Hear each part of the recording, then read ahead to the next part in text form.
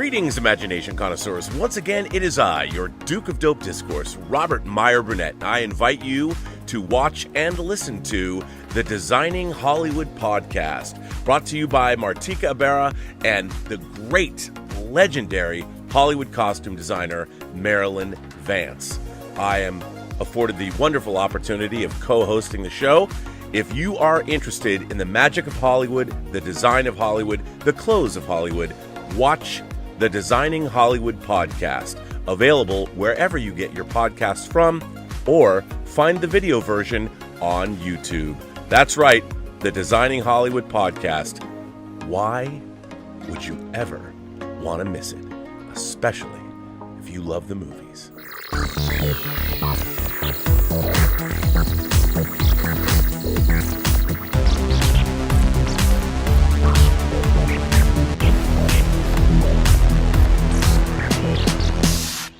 Well, greetings, imagination connoisseurs. Once again, it is I, your Duke of Dope Discourse, your master of fun and wonder, your viceroy of verisimilitude, or as some people are calling me now, the verisimilitude dude. Come on, man, where's that fan artwork? And of course, your pharaoh of physical media, Robert Meyer Burnett, and welcome to Let's Get Physical Media. One day I'm going to be able to sing in that key. Apparently today is not the day. This is Let's Get Physical Media, episode 73. But you don't want to hear from me. You know what this show's about. It's about your favorite German, my favorite German, all the way from Saarbrücken, Deutschland, Mr. Dieter Bastian. Dieter, how are you today, sir? Rob, I'm feeling a little bit under the weather because it's a little bit of a heat wave here, which we Germans are perhaps not used to, like in California, but we have to deal with it, and the show must go on. And I say, greetings, imagination connoisseurs, Dieter here, and welcome to the B&B Motel for Let's Get Physical Media, but we talk everything, everywhere, all at once. And Rob, start like we did last week. How is Thor doing at the box office after 1 week of word of mouth? How is that's right. You like getting that box office report. Yeah. By the way, can we just admire your dude figure behind you just for a minute? Can we just take a look at that? He blends not with the carpet, Rob. He blends with the couch. He blends with the couch. Well, that is always a good thing. Well, Deets, here comes box office report for today. Let's see where we're at. With the word of mouth coming out. Thor 4 nears 500 million worldwide. Okay. Not bad. Not bad, no. Disney Marvel's Thor Love and Thunder led the international box office weekend in its sophomore session with an added 60.1 million from 47 material markets. The global cume, this is coming from Deadline, the global cume is this close to 500 million with 498 million through Sunday. The overseas drop was 59% from last weekend. Respectable. That's a skosh, and that's what it says right in this article. That's a skosh lower than Spider-Man No Way Home's 60% sophomore dip, though that movie was a holiday release, and deeper than Doctor Strange's In the Multiverse of Madness, 56% in the same suite of markets for the second frame. Regionally, the Asia-Pacific market saw the biggest slide on Thor 4, 64%. Europe, Middle East, Africa was down 56%, and Latin America is down 53%. Should we be celebrating or lamenting this major Marvel entry? 500 million is nothing to sniff at across 2 weekends, but it's certainly being dinged by reviews and has competition from a continuously surging Top Gun Maverick. Top Gun Maverick is still making money. There's no stopping this hypersonic movie. It added 19.2 million in 65 markets this weekend. Its 8th week for an offshore cume of 619.4 million. The hold was 22%. It only dropped 22% from last week, and the global cume internationally is now, the global cume is now 1,247 million. As we reported on Friday, the Tom Cruise star is Paramount's biggest worldwide release ever. Look, the important thing is that people are going to the movies. And this is interesting. So here in America, Thor dropped 68% in the United States. Okay. The wearing down of the MCU luster is unfortunately being seen as Disney's Thor Love and Thunder is having a great fall, with a 68% drop for the second weekend to 46 million, and the sequel isn't even theatrical day and date like Black Widow was last year on Disney+. While the Taika Waititi directed movie improved beyond its high of 130 million opening estimates last weekend into the 144 million range, it's clear those sour audience exits of a B-plus cinema score and 3.5 stars are taking their toll. Thor's second weekend drop ranks among the MCU's worst, including Doctor Strange in the Multiverse of Madness and Black Widow. Forget about Spider-Man No Way Home's 68% second drop. That's largely due to Christmas falling on a Saturday, and everyone knows that the Sony MCU title is making money hand over fist on a daily basis. It is an outlier. Worldwide, Disney has a different brag on Thor Love and Thunder, and that's that the superhero movie is about to cross the $500 million mark worldwide. Domestic stands at 233.2 million and global at 498 million. And the Pix IMAX screen stateside at 412 screens posted 3.7 million for the weekend. So there is your update about Thor. But I would like to point something out, if I might editorialize for a moment. Thor Love and Thunder, in my mind, is the first Marvel Cinematic Universe film that is off-brand. What do I mean by that? It's too much of a comedy. It is unbalanced, and it's goofy. And I get where they're coming from. They allowed here's one of the brilliant things, and I'm going to talk about this. I'm bringing Robservations back today, folks. We haven't done a Robservations in almost 2 months, which I can't believe. That's the longest time I've gone since I started Robservations back in 2018. But now I've got the computer sorted, and I have stuff I want to talk about. And today's show is about the Russo brothers' commentary on movie theaters and the auteur vision of film. So I have something to say. I have lots to say. So the verisimilitude dude is going to be in full effect. But what I wanted to say about this particular film, the Marvel Cinematic Universe is unique amongst big-budget studio movies in the sense that it is a true partnership between the vision of the director and the studio itself, Marvel. We all know that a lot of their action sequences and a lot of the visual design work for films is done before a director sometimes is even hired onto the property. So Marvel is unique in that it really is a synthesis of a studio. The studio, in this case Kevin Feige, acts more like an executive producer on a TV show, calling the shots. The overall vision is kept straight by the exec. Think of Kevin Feige as the chief showrunner. If you're a Star Trek fan, he's the Rick Berman of the Marvel Cinematic Universe. He's got his major domos and Louis Esposito and Victoria Alonso, and they have, in my mind, created a franchise unparalleled in Hollywood history. I'm a huge MCU fan, but I think that they allowed Taika Waititi to go too far into the realm of silliness, and I understand that, but the problem is, and I get the humor, and it's probably a lot more fun to make movies like that, but that film is unbalanced. And the humor in Ragnarok pushed it just to the edge. Thor Love and Thunder is too far into the comedic realm, at least in my estimation. And it also Not is only yours, Rob. Yes, yes. I just since I didn't want to speak for anyone else because there's a lot of people that like the movie, but I'm just like, bruh, dude, you can't. You've gone too far. You've gone too far. And the thing about it is, you know, goofiness was something you're pushing. You're going back to Batman '66 territory. You're going back to Joel Schumacher's Batman Forever and Batman and Robin. And I'll tell you, I have a theory, my own personal theory about what makes a superhero movie work. And in terms of its verisimilitude and all of that.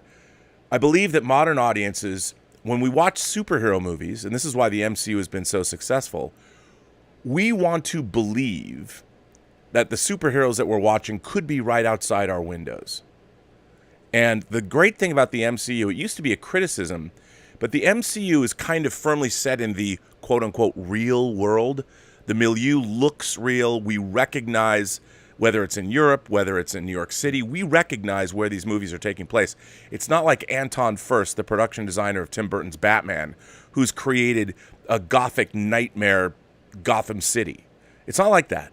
And the thing about Thor Love and Thunder is it pushes, and I hate to say it pushes verisimilitude, and it everything about it collectively, whether it's the locations and all of that, it's clearly a comic book. as opposed to being set somewhere in the real world. And I really think that the great thing about the Marvel Cinematic Universe is it kind of coexists in our imagination with reality. And when you push it too far and you make it too goofy, you shatter, first of all, the character of Thor as a believable leading man in a realistic milieu. Look at the scene in Endgame, how he reacts to when he takes off Thanos' head. Or look at the Thor that arrives at the end of Infinity War. There's always an element, because of who he is, ever since the first Kenneth Branagh Thor, where he's smiling and all that and cracking jokes and throwing glasses on the ground. But this went too far. And I think, in a way, a lot of the core audience was put off by that. And they'll make course corrections. But, Guardians of the Galaxy does the perfect blend of, I think, humor and action sci-fi adventure. And we'll see. I mean, I hope that James Gunn hasn't pushed it too far after doing Suicide Squad and Peacemaker, but I trust him. I trust in Gunn. So anyway, that's just my editorialization. I don't know if your mileage may vary. Hey, we have a super chat that I thought was really interesting. Yeah. It's from Ron C. Ron C says, "Hello, gents. What is your favorite cheesy movie on 4K or Blu-ray?" My favorite Cheetos, Killer Clowns from Outer Space. I find the production value amazing. Great work from the filmmakers. Plus, what is Dieter's fave? Well, it's probably no surprise to any longtime viewers of the show. I always go back to my beloved Star Crash. Louis Coates, a.k.a. Luigi Cozzi's masterful 1978 ripoff. Is Star Crash available in 4K? No, but it's available on Blu-ray. He said 4K or Blu-ray. Oh, okay. Yeah, I wish... you know what? I can't see Star Crash making its way to Blu-ray, to 4K anytime soon. But let me just tell you, seeing Caroline Munro in UHD Dolby Vision is something that I think no film fan worth their salt, probably male film fan, I don't want to get into gender, don't want to piss anyone off, because, I'm going to get some letter from some girl that's like, I love Star Crash, or somebody who's non-binary or however they identify. They're like, you can't just say dudes now. But, Caroline Munro, as a matter of fact, can you see? I don't think you can see her, but I have a Caroline Munro Star Crash action figure just off screen here, I think. But you'll be able to see her soon. Yeah, that's my favorite. What is yours, Deets? If you had to think about your favorite 4K or Blu-ray movie that is in high def, what would yours be? Because you are the Trash Panda, and I expect you. My other one would be Brian Bosworth in Stone Cold. That would be a good one. Actually, it's always tough to think of on the top of my head. But perhaps something from Vinegar Syndrome, like New York Ninja or Miami Connection, would be pretty up there, considering cheesy New York, fun. Both of those, give it up for Vinegar Syndrome. By the way, Vinegar Syndrome has Heartbreakers. They're adjacent to Vinegar Syndrome. Bobby Roth's Heartbreakers is coming out with Peter Coyote and Nick Mancuso. Boy, I love that movie. But anyway, check it out. Yeah, that's New York, and both of those have beautiful packaging. Both New York Ninja and the Miami Connection. Those things, you can put those on the edge of your bookshelf and display them to tell the world that you're cool enough to have those. Yeah. Rob, just quick back to Thor Love and Thunder, because I don't think you were at the John Campea show when the topic were considering the rumor about the mandate from Disney, just keep it under 2 hours. What do you think about it? You know what? I don't necessarily share John's opinion that the MCU suddenly that Bob Chapek is riding roughshod over Kevin Feige. If you make money in Hollywood, people aren't going to fuck with you. And Kevin Feige's made more money than any producer in the history of the medium in a shorter period of time. You'd think about great producers like Jerry Bruckheimer. By the way, shout out to Jerry Bruckheimer's secret headquarters. It's going to be on Paramount Plus. I was like, where did that come from, Jerry? I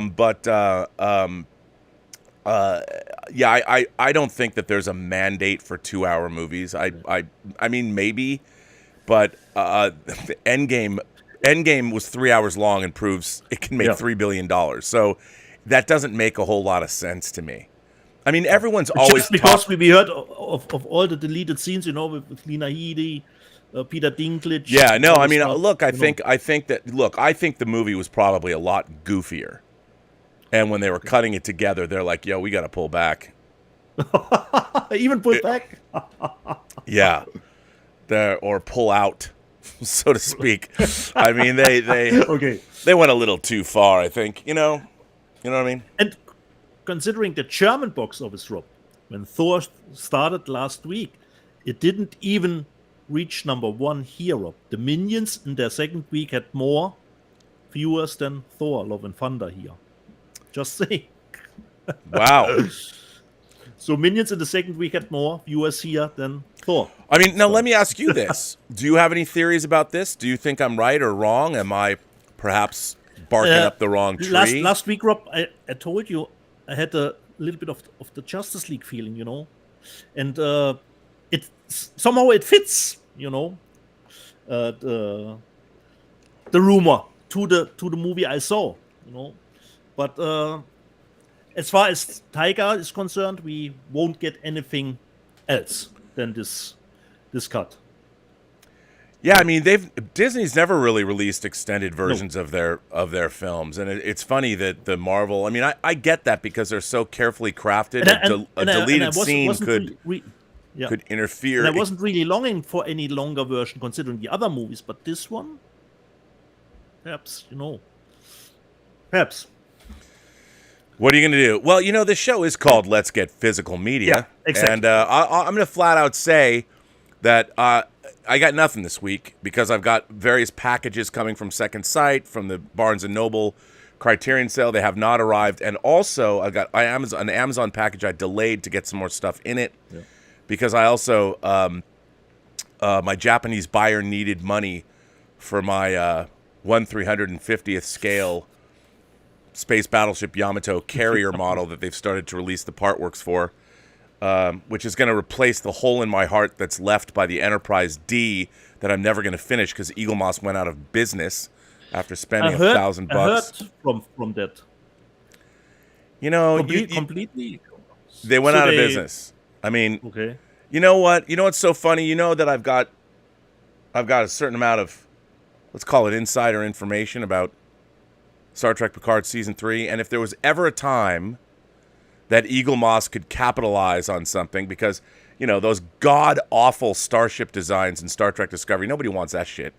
But let me just say that from the things I might have seen or read about or whatever, Star Trek Picard Season 3 has some dope-ass starships, and I want them in die-cast form or round 2.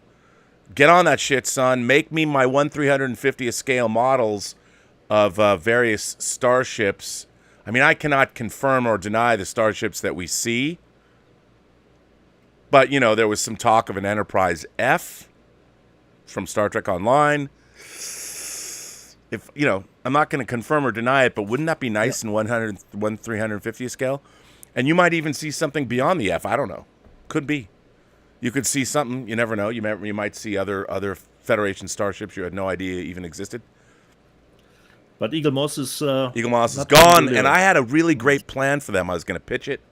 I had a really great plan for Eagle Moss, but god damn it, we're never going to get it.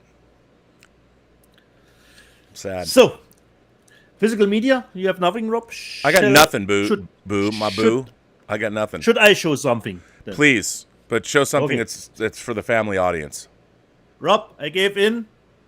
I'm stubborn. I don't know. But you made a lot of positive comments about the movie. And now the Criterion sale is a little bit less expensive than it was. And I got it, but I haven't watched it.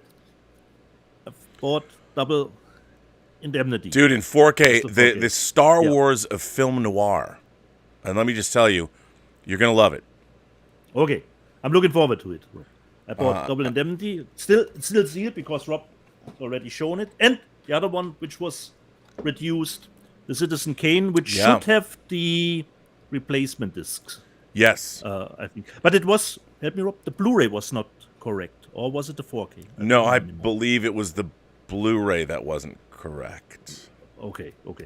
So these two I got for a little bit less than they used. So would you say they were a Schnäppchen? Were they a Schnäppchen? Not really, Rob, because you don't have to forget.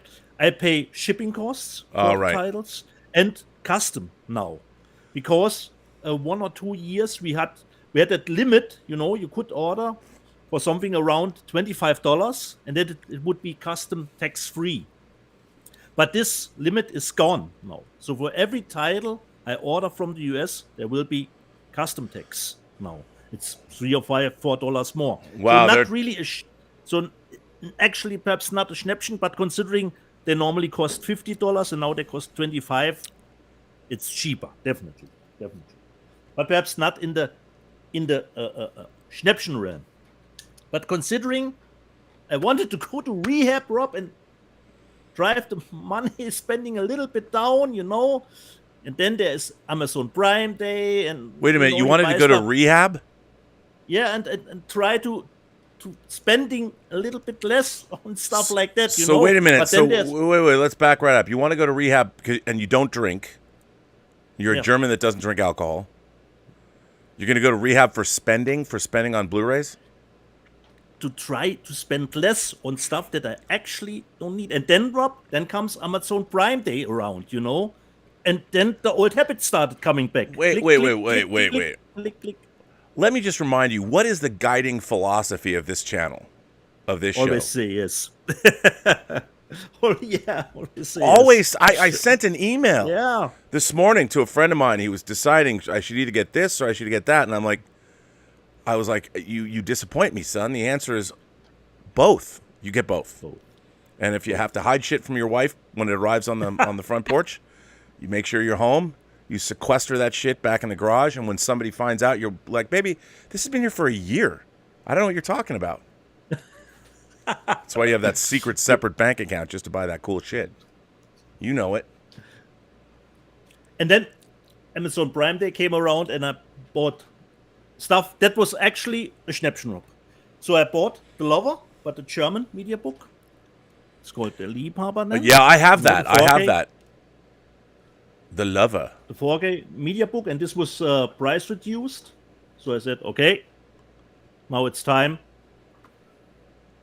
to get. Yeah, by the way, that's a beautiful disc. It looks great. Awesome. Nice to know. So this was price reduced. So I said, okay, come on, Lover. It's a media book.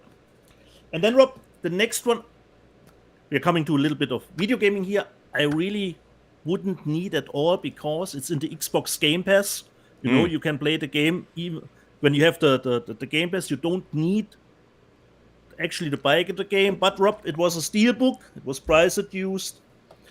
And so I bought, Rob, Halo Infinite. Oh, look at that. I bought it, but this is just this is the steelbook, Rob. And it's shiny, Look at that Master Chief, man. Then we have my own Halo ring.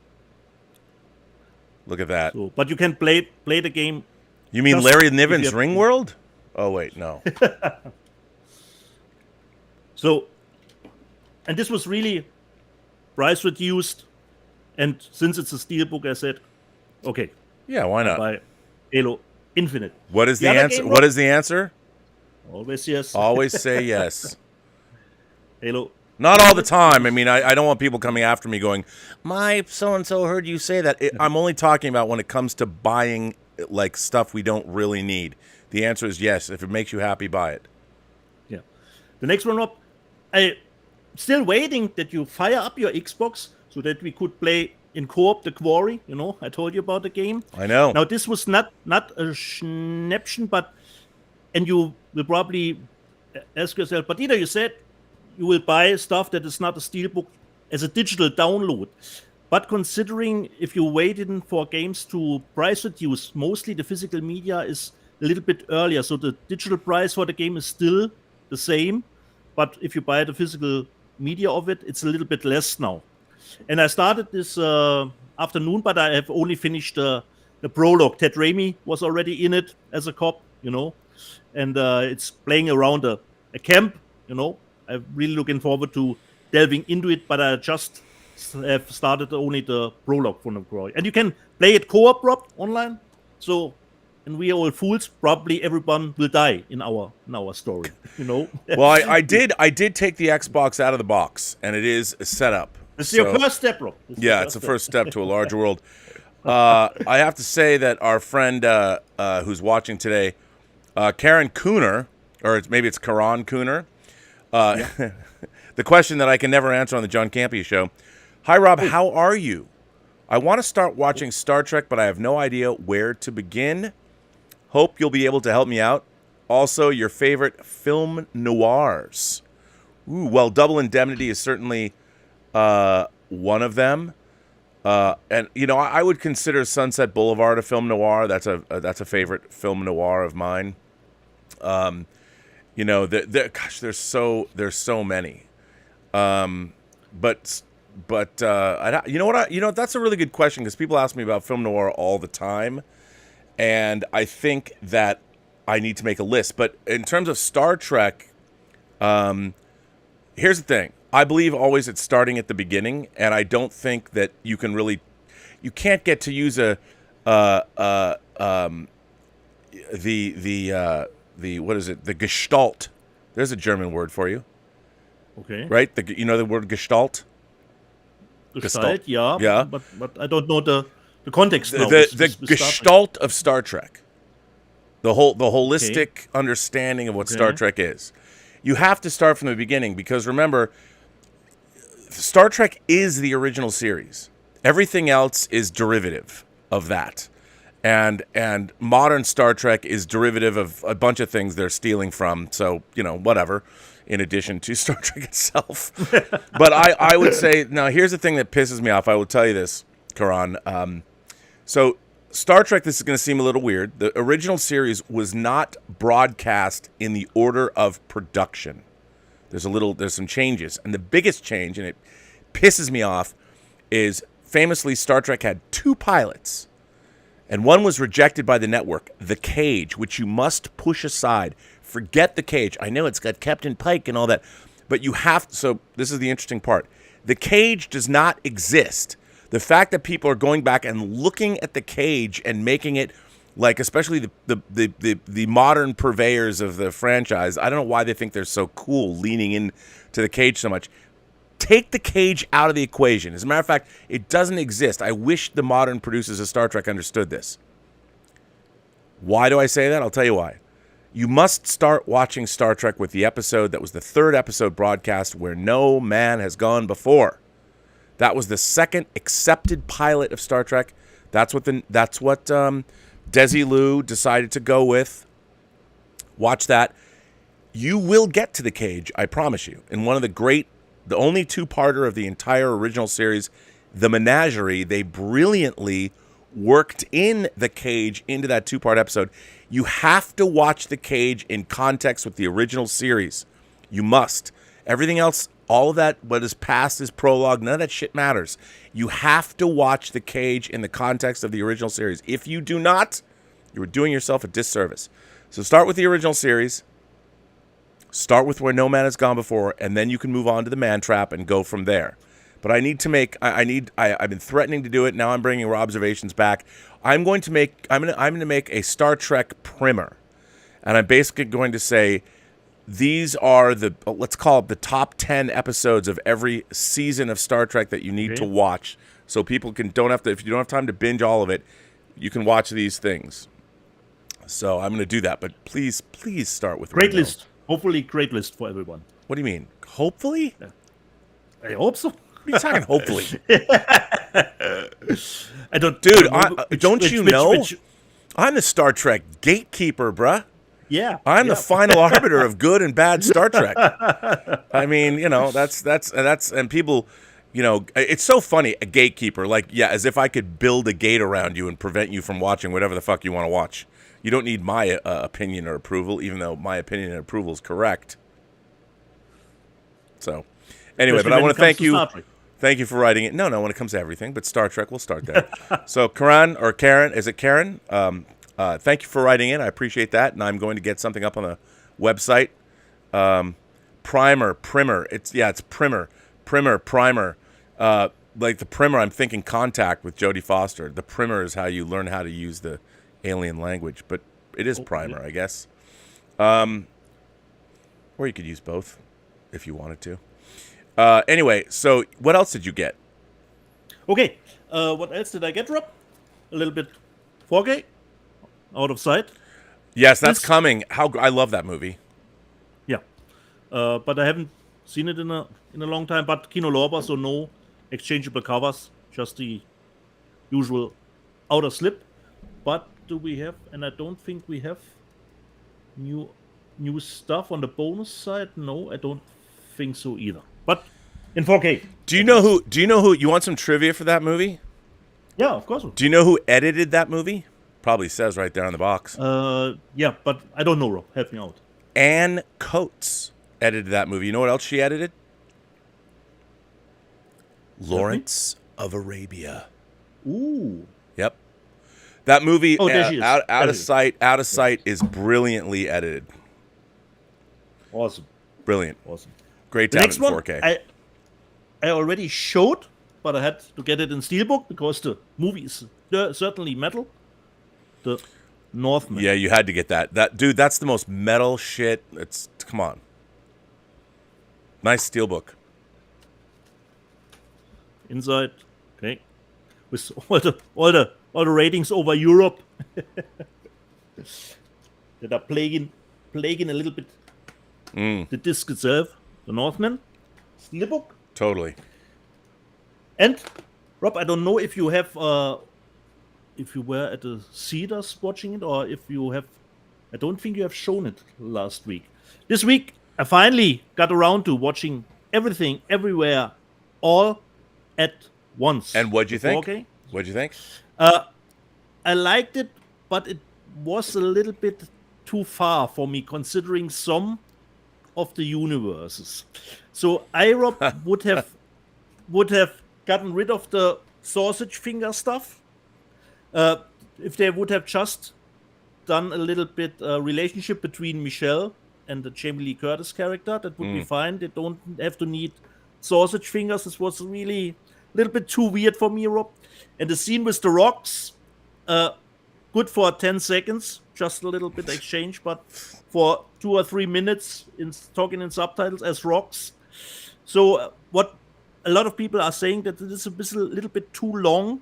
For me, was actually the case too. So I was really into it at the beginning, lost me a little bit at the ending, but still a great movie. And I will, of course, get perhaps the German media book of it, which comes with a completely different cover for it.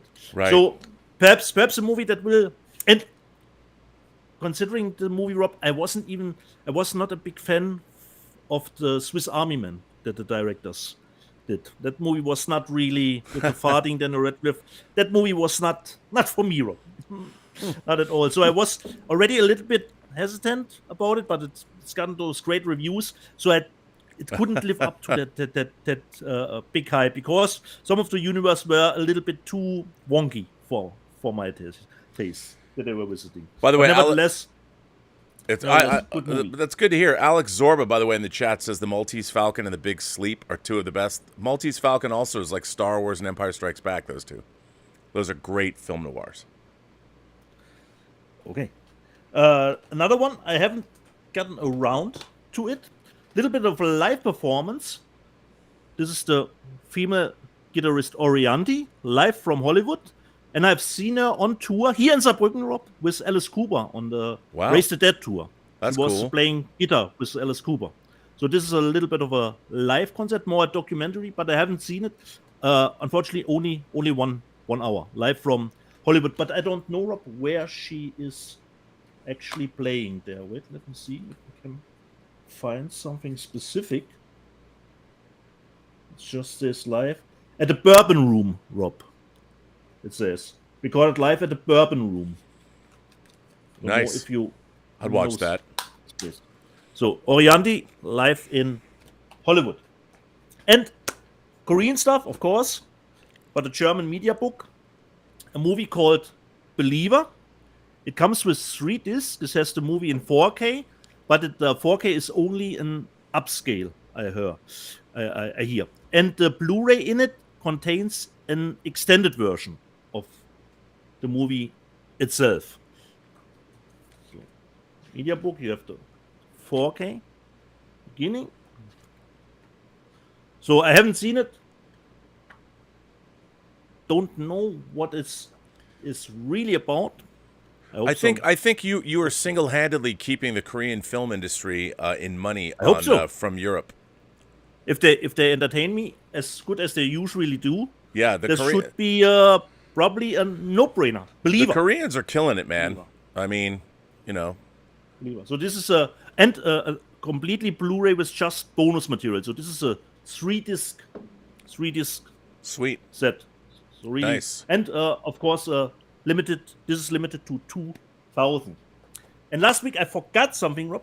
I showed, the German rattlesnake escape from New York, but what I totally forgot. We're always complaining about bad packaging, damaged goods, Yeah. And I just wanted to show that this was really nicely packaged. This was the package for it. It came, sturdy box outside, and in it you had it completely surrounded again. Look at that. And here finally says, don't know if you can see it, the Klapperschlange, the rattlesnake. A Klubberschlanger. A Klubberschlanger sounds like a sex toy I once bought with a girl in high school. The media book was in it here, packaged too. So this was really handled well. That nothing could happen to it. So I have one movie left, Rob. Should I show it or should we keep it? Let's keep people in suspense because I got news, man. We got news. Okay, Rob. Then do some news for us. First of all, there's a lot of exciting announcements this week that I'm very excited about. As many people know, one of my very favorite films, my first favorite movie, the movie that made me want to make movies, was George Pal, his original production of War of the Worlds from 1953, directed by Byron Haskin. And I don't understand why Paramount, I've talked about this with Bill Hunt, why Paramount didn't release a George Pal box set of Conquest of Space, When Worlds Collide, and War of the Worlds. But their cooler heads have prevailed, and what's really pissed me off is Paramount, they restored War of the Worlds, and they did a 4K transfer of it, and they even removed the wires that you could see from the Martian War Machine when the War Machine came out of the gully, which, as we get better and better resolutions, I had never seen them as a kid, but it's really annoying to, once you've seen them, you can't unsee them. Exactly. So they had dropped it on iTunes, but they didn't. They released Criterion, put it out. Imprint put it out in Australia first, and it was like, but you couldn't get it in 4K. Well, those cheeky folks over at Paramount announced this week a special limited edition of War of the Worlds on physical media in 4K with When Worlds Collide on Blu-ray. Now, look, I mean, I could complain and say, why can't we get, When Worlds Collide in Blu-ray? But you take the goodness where you can get it. I have both of those movies. I bought them both from Imprint, and I bought War of the Worlds from Criterion too. Are we kidding? But yeah, it looks like a nice package. And this movie is War of the Worlds is a beautiful, beautiful film, and it has, in my mind, War of the Worlds and Forbidden Planet are two of the great. When you look back at vintage effects films, they are chef's kiss. I mean, it doesn't get any better. And I actually think War of the Worlds the effects are a little bit more traditional because you're destroying real locations, but they're still awesome. And it still has one of the great spaceships of all time. The space ark that takes everybody to Zyra is amazing. Speaking of vintage sci-fi, once again, the film Detectives are putting out a movie that stars Claude Rains, Battle of the Worlds from the early 60s. Earth's spaceships in a death battle with flying saucers from an enemy planet. I don't know where these guys came from. I don't know how they're financed, but I am there for the film Detectives. My God, have they been putting out some crazy stuff. Not very good stuff, but stuff that it's great to have. Is so lovingly restored. Can't wait to get this. I love my vintage sci-fi. I grew up with it. So, these film detective discs are a must-buy for me. Then, okay. Here's the thing. I know I'm a contrarian here, but Kino Lorber is releasing a new special edition of this movie. I have it when it came out on Blu-ray a few years ago. I love this movie. I make no mistakes. I make no apologies. I make no mistakes. I make lots of mistakes. I make no apologies. I make no apologies for loving this movie because I am always swinging on a star, Dieter, and that is Hudson Hawk, directed by Michael Lehman, who directed Heathers, written by Daniel Waters. Hudson Hawk, swinging on a star. Bruce Willis, Danny Aiello.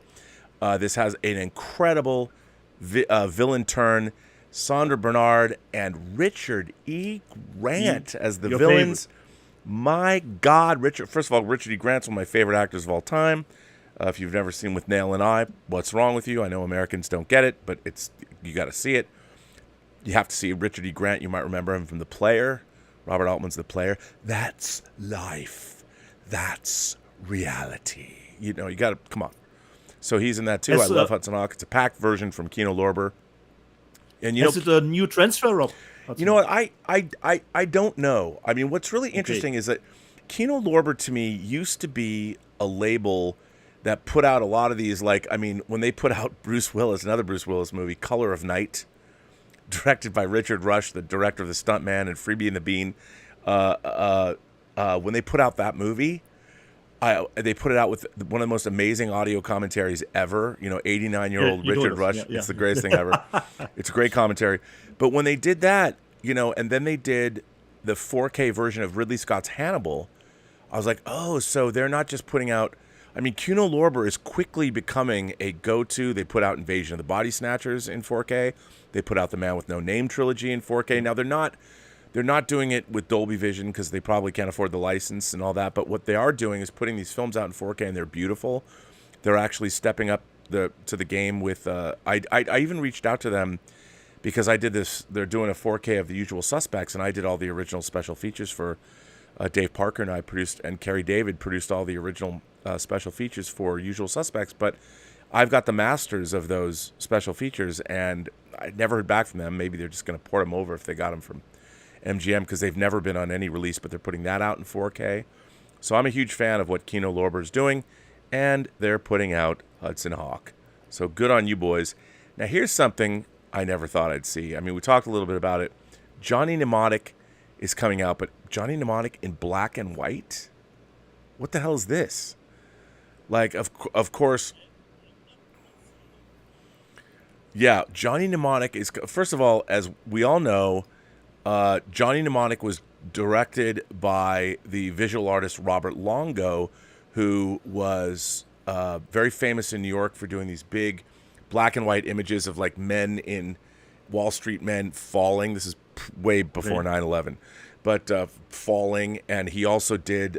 He directed New Order's True Faith music video, and he did. I went to the Robert Longo exhibit here in Los Angeles. I have a great story about what happened in the museum there. I won't tell it on this channel, but while I was seeing that exhibit. But so Robert Longo, this is the one and only feature film he's directed. And it's a cyberpunk thriller. And I want to say that, is it based on a William Gibson short story, or did he write it? I'm not sure. Yeah, and it's really not good. But it's interesting that Longo has, I guess, apparently gone back and desaturated it, taken all the color out entirely, and they're releasing it on Blu-ray. I'll tell you one thing. I've never owned this movie because I really disliked it when I saw it in the theater. That and New Rose Hotel, those two films, I'm just like, oh man, these are not the cyberpunk. We had to get through Johnny Mnemonic and virtuosity some kind that we did get to the Matrix. You're absolutely right. Finally. You're absolutely right. So, I'm not a big fan, but I'm going to buy this anyway. Because why not? In black and white, strange. Yeah, man. Because why not?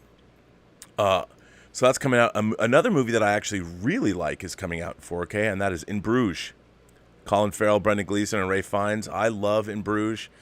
A great movie. I've got the Second Sight box set of this, which is great. Yeah, I got that, and so that's good to have. So buying this. Do you like this movie, Deets? Yeah, the German title, Rob, is Brücke sehen und sterben. Bruges see and die. Wow. Okay. And then finally, a movie that has been. It seems like it's been in production for 25 years. Patrick Reed Johnson, who I like very much. I believe he wrote like Dragonheart. You know, Ooh. Patrick Reed Johnson, he made a Romana Clef on his own life, very, very sort of free enterprise about life when Star Wars came out and him as a budding young filmmaker. His film, 52577, about a sci-fi fanatic in the wake of Star Wars wanting to get into the film business. And, you know, it says, I think, you know, it's about him pretty much. The true story of a boy, a girl, and the movie that changed everything. And he's been trying to get this out and finished for decades. And it's finally coming out, so we can get that. So that's very exciting. Patrick Reed Johnson, congratulations on sticking to your guns and not giving up. And it's great to see that this movie is coming out. Very exciting. Very exciting. So Patrick Reed Johnson, good on you, buddy. Perseverance pays off. I don't know if it pays the bills, but it pays off. And then I think one of the most exciting releases of the year, you know, people think about horror comedies and they think about things like, of course, excuse me, they think about American Werewolf, you know, they think about Return of the Living Dead, they think about Shaun of the Dead. There's a lot of great horror comedies out there, but I think a movie that sometimes gets forgotten in the mix, which I love, is coming out in 4K Steelbook, 1985. Richard Edlund did the effects. The effects are in 65 millimeter. Fright Night. I love Fright Night. Fright Night is it's great. We're getting some of the great 80s movies in 4K, 80s vampire movies. We're getting Near Dark. We're getting Fright Night. We're getting Lost Boys. So we're getting some of the great 80s. Peter Vincent. You have to have faith for this to work on me, Mr. Vincent. He crushes the cross. Yeah. Awesome. It's great. It's great. Amanda Bierce when she was straight. This is some great stuff. And I cannot wait for this. Paul Nolan sends us a super chat and asks, "Hi, Rob and Dieter. Are you watching Bastard? An anime on Netflix. It's really cool. It's a really cool adult anime from an 80s manga." No, but I'll watch anything called Bastard. Why not? No, unfortunately, not yet, Paul.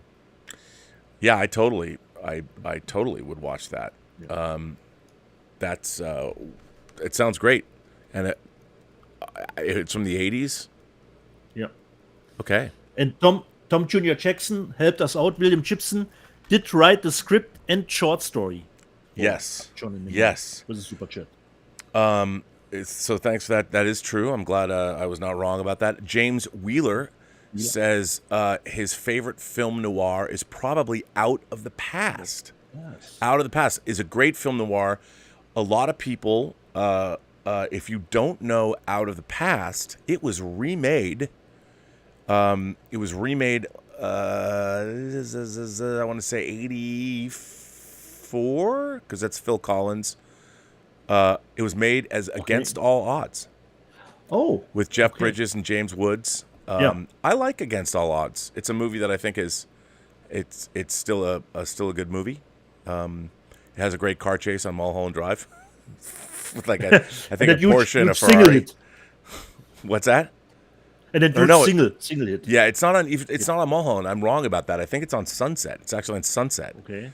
And when I first moved to LA, I loved to drive. I had a Supra back then, and I loved to drive it fast on both Sunset and Mulholland. So there you go. Now we've got some sales figures. Would you like to hear of sales figures for the week? Yeah, if you're still in business, Rob. Yes. Yes, I'm still in business. First of all, we have the top 10. We have the top 10 Blu-ray sellers. Now, this is really great. Look at this. The number one Blu-ray seller for the week is Everything Everywhere All at Once. How cool is that? Very, very cool. Number 2 is Fantastic Beasts, which is no surprise. The Secret of Dumbledore. Number 3, Downton Abbey, A New Era. Number 4, The Bad Guys. Number 5, it's Morbin Time. Why people are still buying that, I don't know. Number 6 is Memory, which I don't even know. Number 7 is Edge of Tomorrow, which of course was re-released in 4K this past week. Number 8 is The Unbearable Weight of Massive Talent. Number 9 is The Batman. Number 10 is Spider-Man No Way Home. I love seeing everything everywhere all at once. Do any of those surprise you? Not particularly, Rob. What is Memory? I do not know. A song from Cats? Play 6. I don't know. I have no idea what kind of movies. Everything, Everywhere, All at Once, Rob, from my perspective, would be a good movie to bring Elizabeth back. Oh, you know what? That's a great idea. Done. We're doing that. Yep. We're going to do Everything Everywhere All at Once. Awesome. And she's got to watch it here in the Rob Observatory with the thunderous surround sound. Yeah, the sound is great. Now, here are the top 5. Oh, wait, hang on. What? I got it. Tom Jr. Jackson. Memory is the movie with Liam Neeson. You know? Right. The Liam Neeson movie. Why? Right. Yeah. Wow. You know what? Apparently, wasn't that a straight to DVD movie? No, I think it might be, but apparently I have amnesia about this movie, which isn't very good. Memory, I Rob. feel terrible about that. Oops. The 4K discs, top sellers for the 4K discs, ending the week of July 9th. Edge of Tomorrow 4K, not a surprise. Double Indemnity 4K, that gives me hope for the audience today. Okja, isn't that the Bong Joon-ho monster, the Criterion Okja 4K? Everything Everywhere All at Once, and The Batman, very respectable. I mean, to see Double Indemnity on the top of the 4K list means that there's a certain group of people in America that still have intelligence and taste, which is always nice to know. Very exciting. And here we've got. Oh wait, hang on. What'd you say? Go ahead. Sorry. I'm one of these 75%, Rob, that bought it. Yeah, 75%. That's true, which is great. So now we've got. People always laugh about this one. Not this. The next one they do. Top 5 home media sellers. This is total overall. Fantastic Beasts: The Secret of Dumbledore across all formats was the biggest bestseller, and 59% was Blu-ray. Number 2 is Everything Everywhere All at Once. 88% was Blu-ray. Downton Abbey: A New Era. Number 3, 48% was Blu-ray. Number 4, The Bad Guys, 49% was Blu-ray. And inexplicably, Morbius still up there on the top 5. It's still Morbin time for a lot of you. Why? I don't know. But hey, the Steelbook's got a dope-ass cover, though. Come on, that cover's dope. I mean, that must be the only reason, Rob. It can't be the only reason. I don't know what to say. And then finally, and my 3D TV's still working, the top 5 Blu-ray 3D bestsellers for the week. And I love this is the percentage of total unit sales. So, Dune 3D, 5.14% of all the Dunes selling are 3D. That's pretty cool. Jurassic World Fallen Kingdom in 3D, 4.6% of all the sold discs are 3D. The Meg, the 3D, not even a percentage, 0.93%, not even a full percentage point. Top Gun 3D, 0.27%. And Despicable Me 3D, 0.06% of total unit sales of Despicable Me 3D are in 3D. But you know what? That is, at least that's something. Yeah. Despicable Me was a great 3D disc. It is a great 3D disc. It is a great 3D. Especially the animation normally are always nice. Our friend Stubble McShave sends in a tip and says 1982 was the strongest year for genre movies, but 94 gave it a run for its money for best movies. Stargate, Leon, Shawshank Redemption, Forrest Gump, Speed, Pulp Fiction, The Crow, Interview with a Vampire, Clear and Present Danger, Lion King, The Mask, Dumb and Dumber, Ace Ventura, and several others. Well, Stubble, I would say that you're correct. I think that's that's great. But it wasn't just the genre movies of 82. They were all compacted into the May, June, July in 3 months. 3 months. And by the way, Poltergeist is up for pre-order now, the 4K Steelbook at Best Buy. Poltergeist and Star Trek II: The Wrath of Khan opened on the same day, June 4th, 1982. You had things like Rocky III open, Cat People, Conan the Barbarian, and then, of course, June was a stacked. You had E.T. after Poltergeist. You had Blade Runner and The Thing opening on the same day. You had Tron opening on July 9th. I mean, in just that little period of time, we got a lot of classic genre cinema. So that was pretty amazing. But yeah, I mean, 94 gave it a run for its money. Definitely there. Great movies in that year. Our friend Marcus Bisma, I'm sorry to hear this. Marcus Bisma writes in and says that his dog is terminally ill. I'm sorry to hear that. That is a terrible thing, but I'm sure you gave him a great life. Marcus asks, favorite dog movies? Well, since I'm not actually a dog owner or dog person, favorite dog movie. So when I was a kid, I loved like the Shaggy DA. It was a Disney movie. Okay. And then, of course, there's Old Yeller. These are movies. I saw dog movies when I was a kid. Favorite dog movie. I haven't seen the new one with Channing Tatum. I haven't just Dog, right? Isn't that just called Dog? I think it's just I haven't seen that either. But I had a great time with Bold Super Dog, but it's an animated movie, so probably that doesn't don't come count. on, man. Animated movies don't count. You can't say there's a lot. I mean, there's of course, when I was a kid, the Benji movies. The Benji movies were big, and I like those. Isle of Dogs, the Wes Anderson movie. I really liked Scott and Hooch was pretty cool with Tom Hanks because of the dog itself. It was not the usual kind of cool looking dog. Marley and Me. I kind of like Marley and Me. Okay. Was this movie with Owen Wilson? Yeah. Okay. Yeah, but that was more of a rom-com, but still, rom-com. Yeah. It was still good. Turner and Hooch was the title. Turner and Hooch was great. I like Turner and Hooch. But I mean, I can't help but think about movies like Old Yeller, the old school, and that was a Disney movie too. So, Best in Show is a great movie about dogs. The Christopher Guest movie. That's a great. Wasn't that this movie where the dog travels with? But I don't know the title. The title didn't make. I don't know the title anymore, and I haven't seen it. There's another movie I would not recommend dog lovers to watch, but it's an amazing movie called Baxter. It's a late 80s film, which you should see, but not if your dog's terminally ill. It's great, but of course everyone knows the greatest dog movie of all time is Lady and the Tramp. The Disney wides. Come on, you're not convinced? You're not embracing my choice. You gave me shit for saying an animated movie, and now it's the go-to movie. I'm not giving you shit because I had to get to. You should have said Lady and the Tramp. Okay.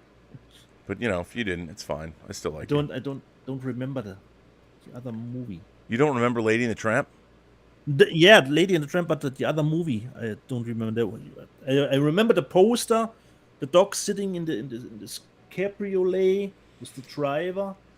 Oh, Dave DiPietro says a movie that I can't believe that I forgot, which is my favorite dog movie of all time, more than Lady and the Tramp, which is, of course, A Boy and His Dog, based on the Harlan Ellison short story, Blood's a Rover, and or maybe that was the sequel. Was that the sequel? But A Boy and His Dog is great, and the great L.Q. Jones, who passed away, was the producer of that movie, and I love A Boy and His Dog. It's great. Great. And if you haven't seen it, it's a great science fiction movie. It stars Don Johnson and Blood, the dog Blood, who's telekinetic. Or he doesn't have telekinesis, that's different. He's telepathic. Can't move things. He's telepathic. He's not telekinetic. That's a different thing entirely. Kevin, member of the channel. He's an imagination connoisseur. Thanks for being a member of the channel, Kevin. I appreciate that. Appreciate you. Thanks for the support. Ron C. comes back to us with another super chat and says, Rob, I have a huge collection of movies. Living in San Francisco, people prefer to stream. Not all movies are streaming, yet they ask to borrow my discs. Hello, no. I'll never get them back. I mean, first of all, Ron C., the only time this channel and everything about this channel, you always say yes, but there are 2 questions that you always say no to. Can I borrow your books? And can I borrow your movies? The answer is always no, no matter what. I mean, I don't care if Bo Derek circa Blake Edwards 10 jogs from the beach into your house and asks to borrow one of your 4K discs.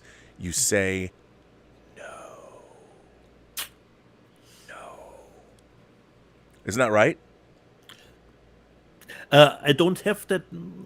Actually, not many people asking about, can you rent me a movie anymore? Well, that's good. Yeah, because no one even has players. It's great. I love living in that world. Oh, you know, gosh, I'd really love to borrow this movie, but I don't have a Blu-ray player.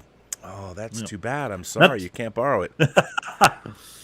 Not even a gaming console. God damn it. Yeah, and then it's like John Campy even has a PlayStation 5. He with a disc drive. He's never put a disc in it except games. And even then, I don't even think he does have games. He just downloads them. So Ron C., I mean, listen, people in San Francisco prefer to stream. You, that Bastian of whatever. Kevin says you have to Google the new Steelbook for the Fog. Kevin, no, I don't. It's great. Then I've seen it, but here's the thing about the Fog. I got the Studio Canal version of the Fog, the four disc set. What, 2-3 years ago? We already said. Yeah, I mean it's the Steelbook's very cool, but and I love that poster. But come on now. Carl Wolf. Oh, Carl Wolf brings up something that I he sends in a super chat and he says, I miss my Marvel films not coming out in 3D. You and me both. I have all the Marvel films that have come out in 3D, but now, I mean, Carl, they're still available, but only in Japan. In Japan, you can get the movies in 3D still. Eternals, Doctor Strange, Black Widow, Shang-Chi, so the last 4 in Japan, but they're not a Schnäppchen.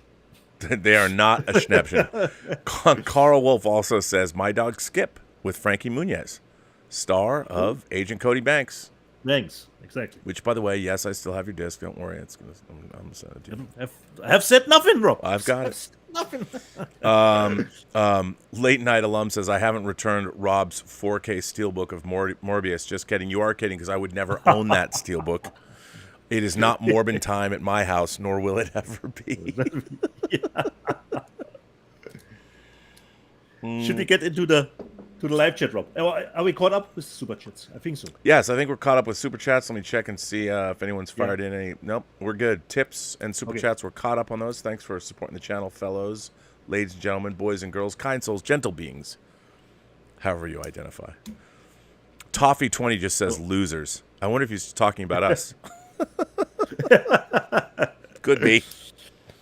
Who knows? Should I ever do the live chat, Rob, from last week? Yeah, let's jump into the live chat, buddy. Previously on Let's Get Physical Media, we had Peter Cunnington was in the live chat. Do you think we could see a surge in physical media as people worry that digital media might be taken away from them? You know, we had a little bit of a topic considering the PlayStation Store will remove Studio Canal titles, but I don't think, Peter, that will amount to people getting back to buying. Would be nice, but I don't think so. Yeah. Thomas Thor's Brown Eye, formerly Zachary P. The best CGI I've seen recently was Jurassic World by a long shot. It was so crispy and clear. Considering we talked a little about Thor and the stagecraft technology. Peter Cunnington came back, asking about digital, switching physical for digital. I'm getting frustrated with some streaming services Like I used to have all my movies were in one place now. Were in one place. Now I have to have multiple streaming services for the movies I like. Okay. Once there were almost a lot of stuff for Netflix, but now everyone is taking their stuff back. Yeah, man. And, What's up with that? And he goes on. I think I'm going to start collecting more physical media for really special movies I love. That's nice to hear, Peter. Mansplainer, considering Thor: Love and Thunder felt like a parody, it needed a laugh track to match its tone. They managed to make Thor the least intelligent character in the history of nerd fiction. So disappointing. I don't disagree. Me neither. Tony Pearson, I love the idea of someone calling for Hulu USA to be folded into Disney Plus USA. Tony, perhaps you did understand me not correctly. We don't have Hulu here.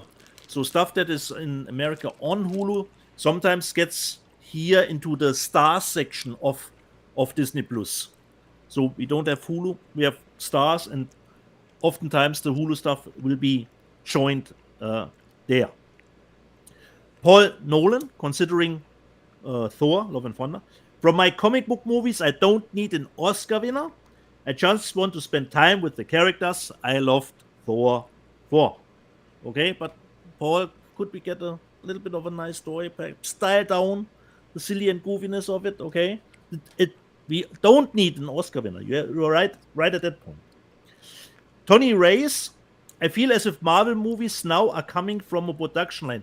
Well, Tony, actually, that feeling I had back in the day when Thor: The Dark World came out, when I felt, it was still good, but I had that conveyor feeling back then. And then came Captain America: Winter Soldier, and I did shut the fuck up. And then it was all straight up from there with the MCU for me until Endgame. Cameron Motiro, hot take.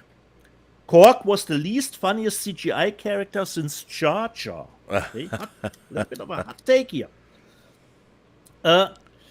Victor Fontaine, considering Thor, there were more laughs from the sarcastic comments made by the audience in my theater than what came from the movie. Oh no, that's never good. And Tim Henson, of course, and the sound of those goats was so freaking annoying and grating. This is one of the topics, Rob. If you would make the movie would be longer, so that the goats would scream not every 5 minutes, let's say they would scream every 10 minutes, perhaps there will be a little bit less annoying. Peter Cunnington, because I showed this, and I think he saw that wrong. I watched on Hulu, the princess, and he asked, how are you already getting that on physical media? This is not a physical media. This is just my Kindle, because I like to show posters of the movies. So Peter Cunnington, I don't have the princess on Blu-ray. That's just my Kindle, because I like to show posters of the movie that I watch. So I don't have, unfortunately, but I would buy the princess on physical media. Ray Garten asked you, Rob, which The Invitation was Rob referring to, and I think it was the one with it's the Karen Kusama movie. Yeah, it's the Karen Kusama. I always said the Tom Hardy lookalike. How is his name? Oh, it's what's his face? He was an update in the great upgrade. Yeah. Logan Marshall Green. Logan Marshall Green. That's his name. Yeah. Who I like it. I like it. So, Rob, repeated for Ray Garten for the invitation from director Karen Kusama. By the way, I just have to say, I just have to shout out to Ray Garten, because I don't know if you can see it. If you look up in the Robservatory, I have kind of a Ray Garten shelf where I have a number of his hardcover books, awesome. And including slipcase versions of Live Girls and Crucifix Autumn, which people are like, what?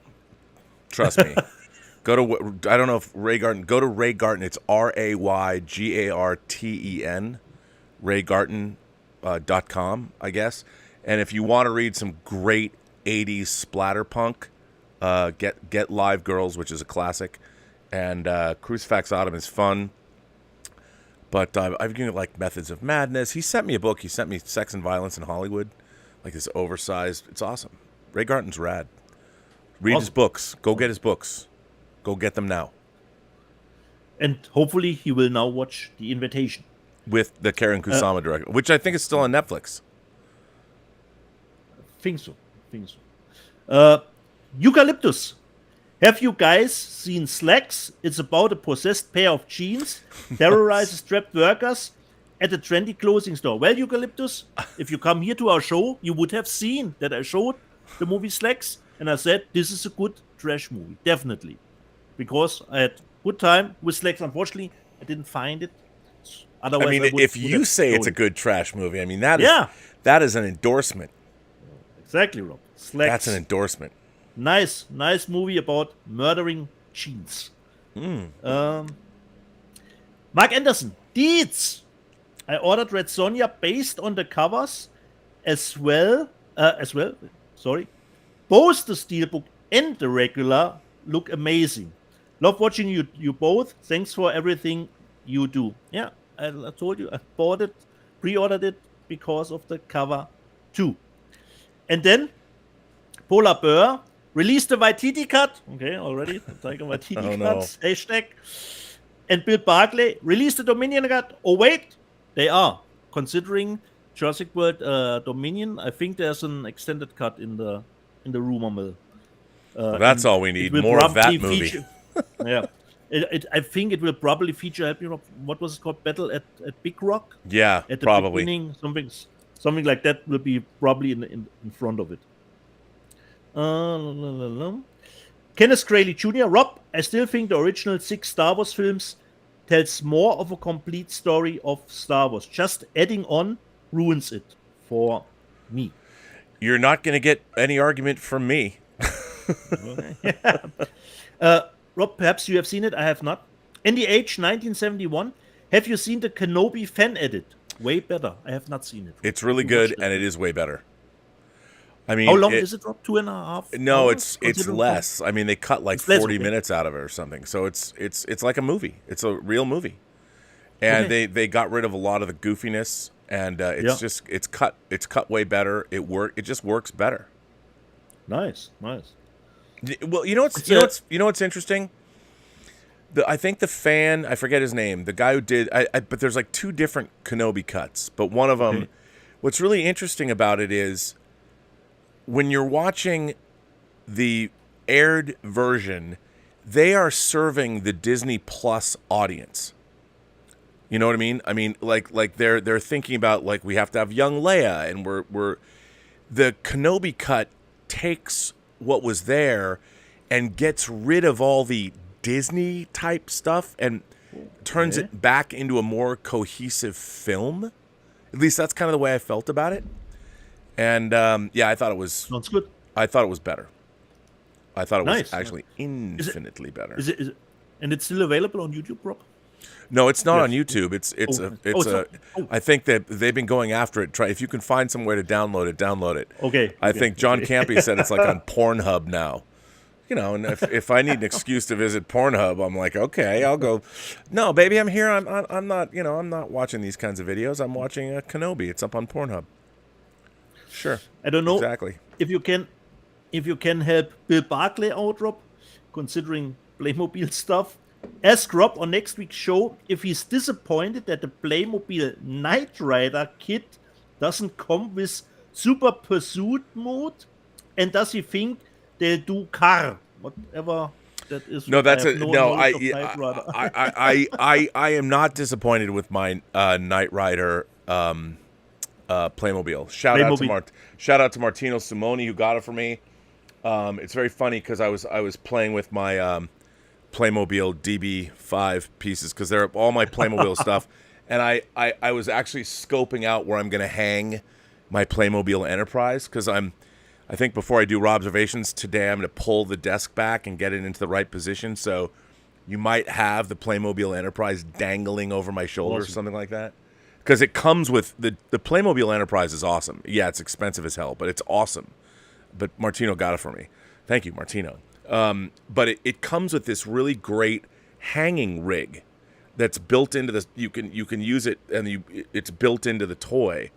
And if you choose to use it, it makes it really easy to hang it from the ceiling. And I was looking around where I was just playing with I have a hook, and I got a heavy duty wire to use to hang it. So I'm excited. So I've now got. I never thought I'd have Playmobil, but I have the A-Team van, I have Knight Rider, and I have Aston Martin DB5, and I have the Starship Enterprise.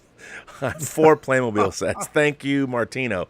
Because we're Americans. Playmobil didn't have a lot of market penetration into America. Although for me, like my friend Mike, who I do crisis medicine with, he got a Playmobil pirate ship back when we were like in junior high school. So I didn't have any. I have more Playmobil now than I've ever had in my life. What that says about me, I don't know. But hey. So Playmobil got all the licenses that Lego did forget. Yeah. Yeah. Lego couldn't get Star Trek. So. Unfortunately, this one I forgot to research. Sorry, Markus Bismar. He asked me, what's the legacy of Tangerine Dream in Germany? Oh, that's a good question. Soundtracks in movies, but not many people remember them now. Unfortunately, Markus Bismar, I wanted to do a little research, but now I come across it the live chat and totally forgot to do a little research about the legacy of the. If memory serves, they were the first rock band to play in East Germany or east of the Berlin Wall.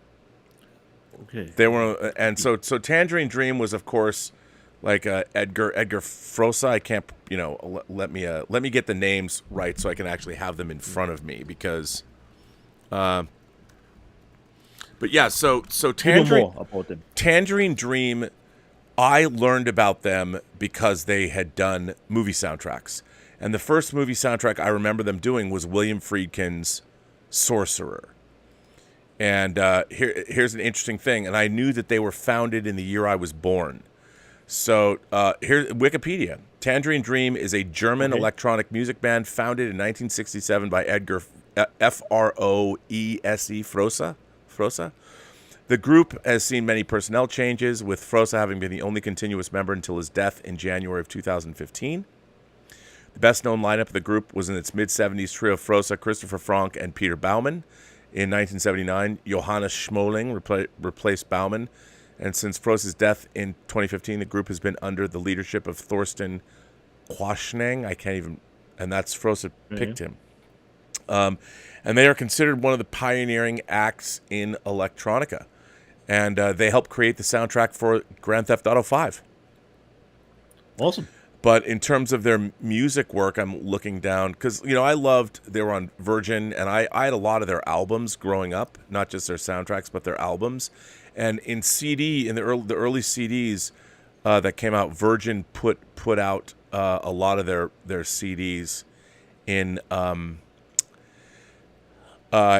CD form when they were new. It's funny, this Wikipedia entry doesn't have a list of their movies.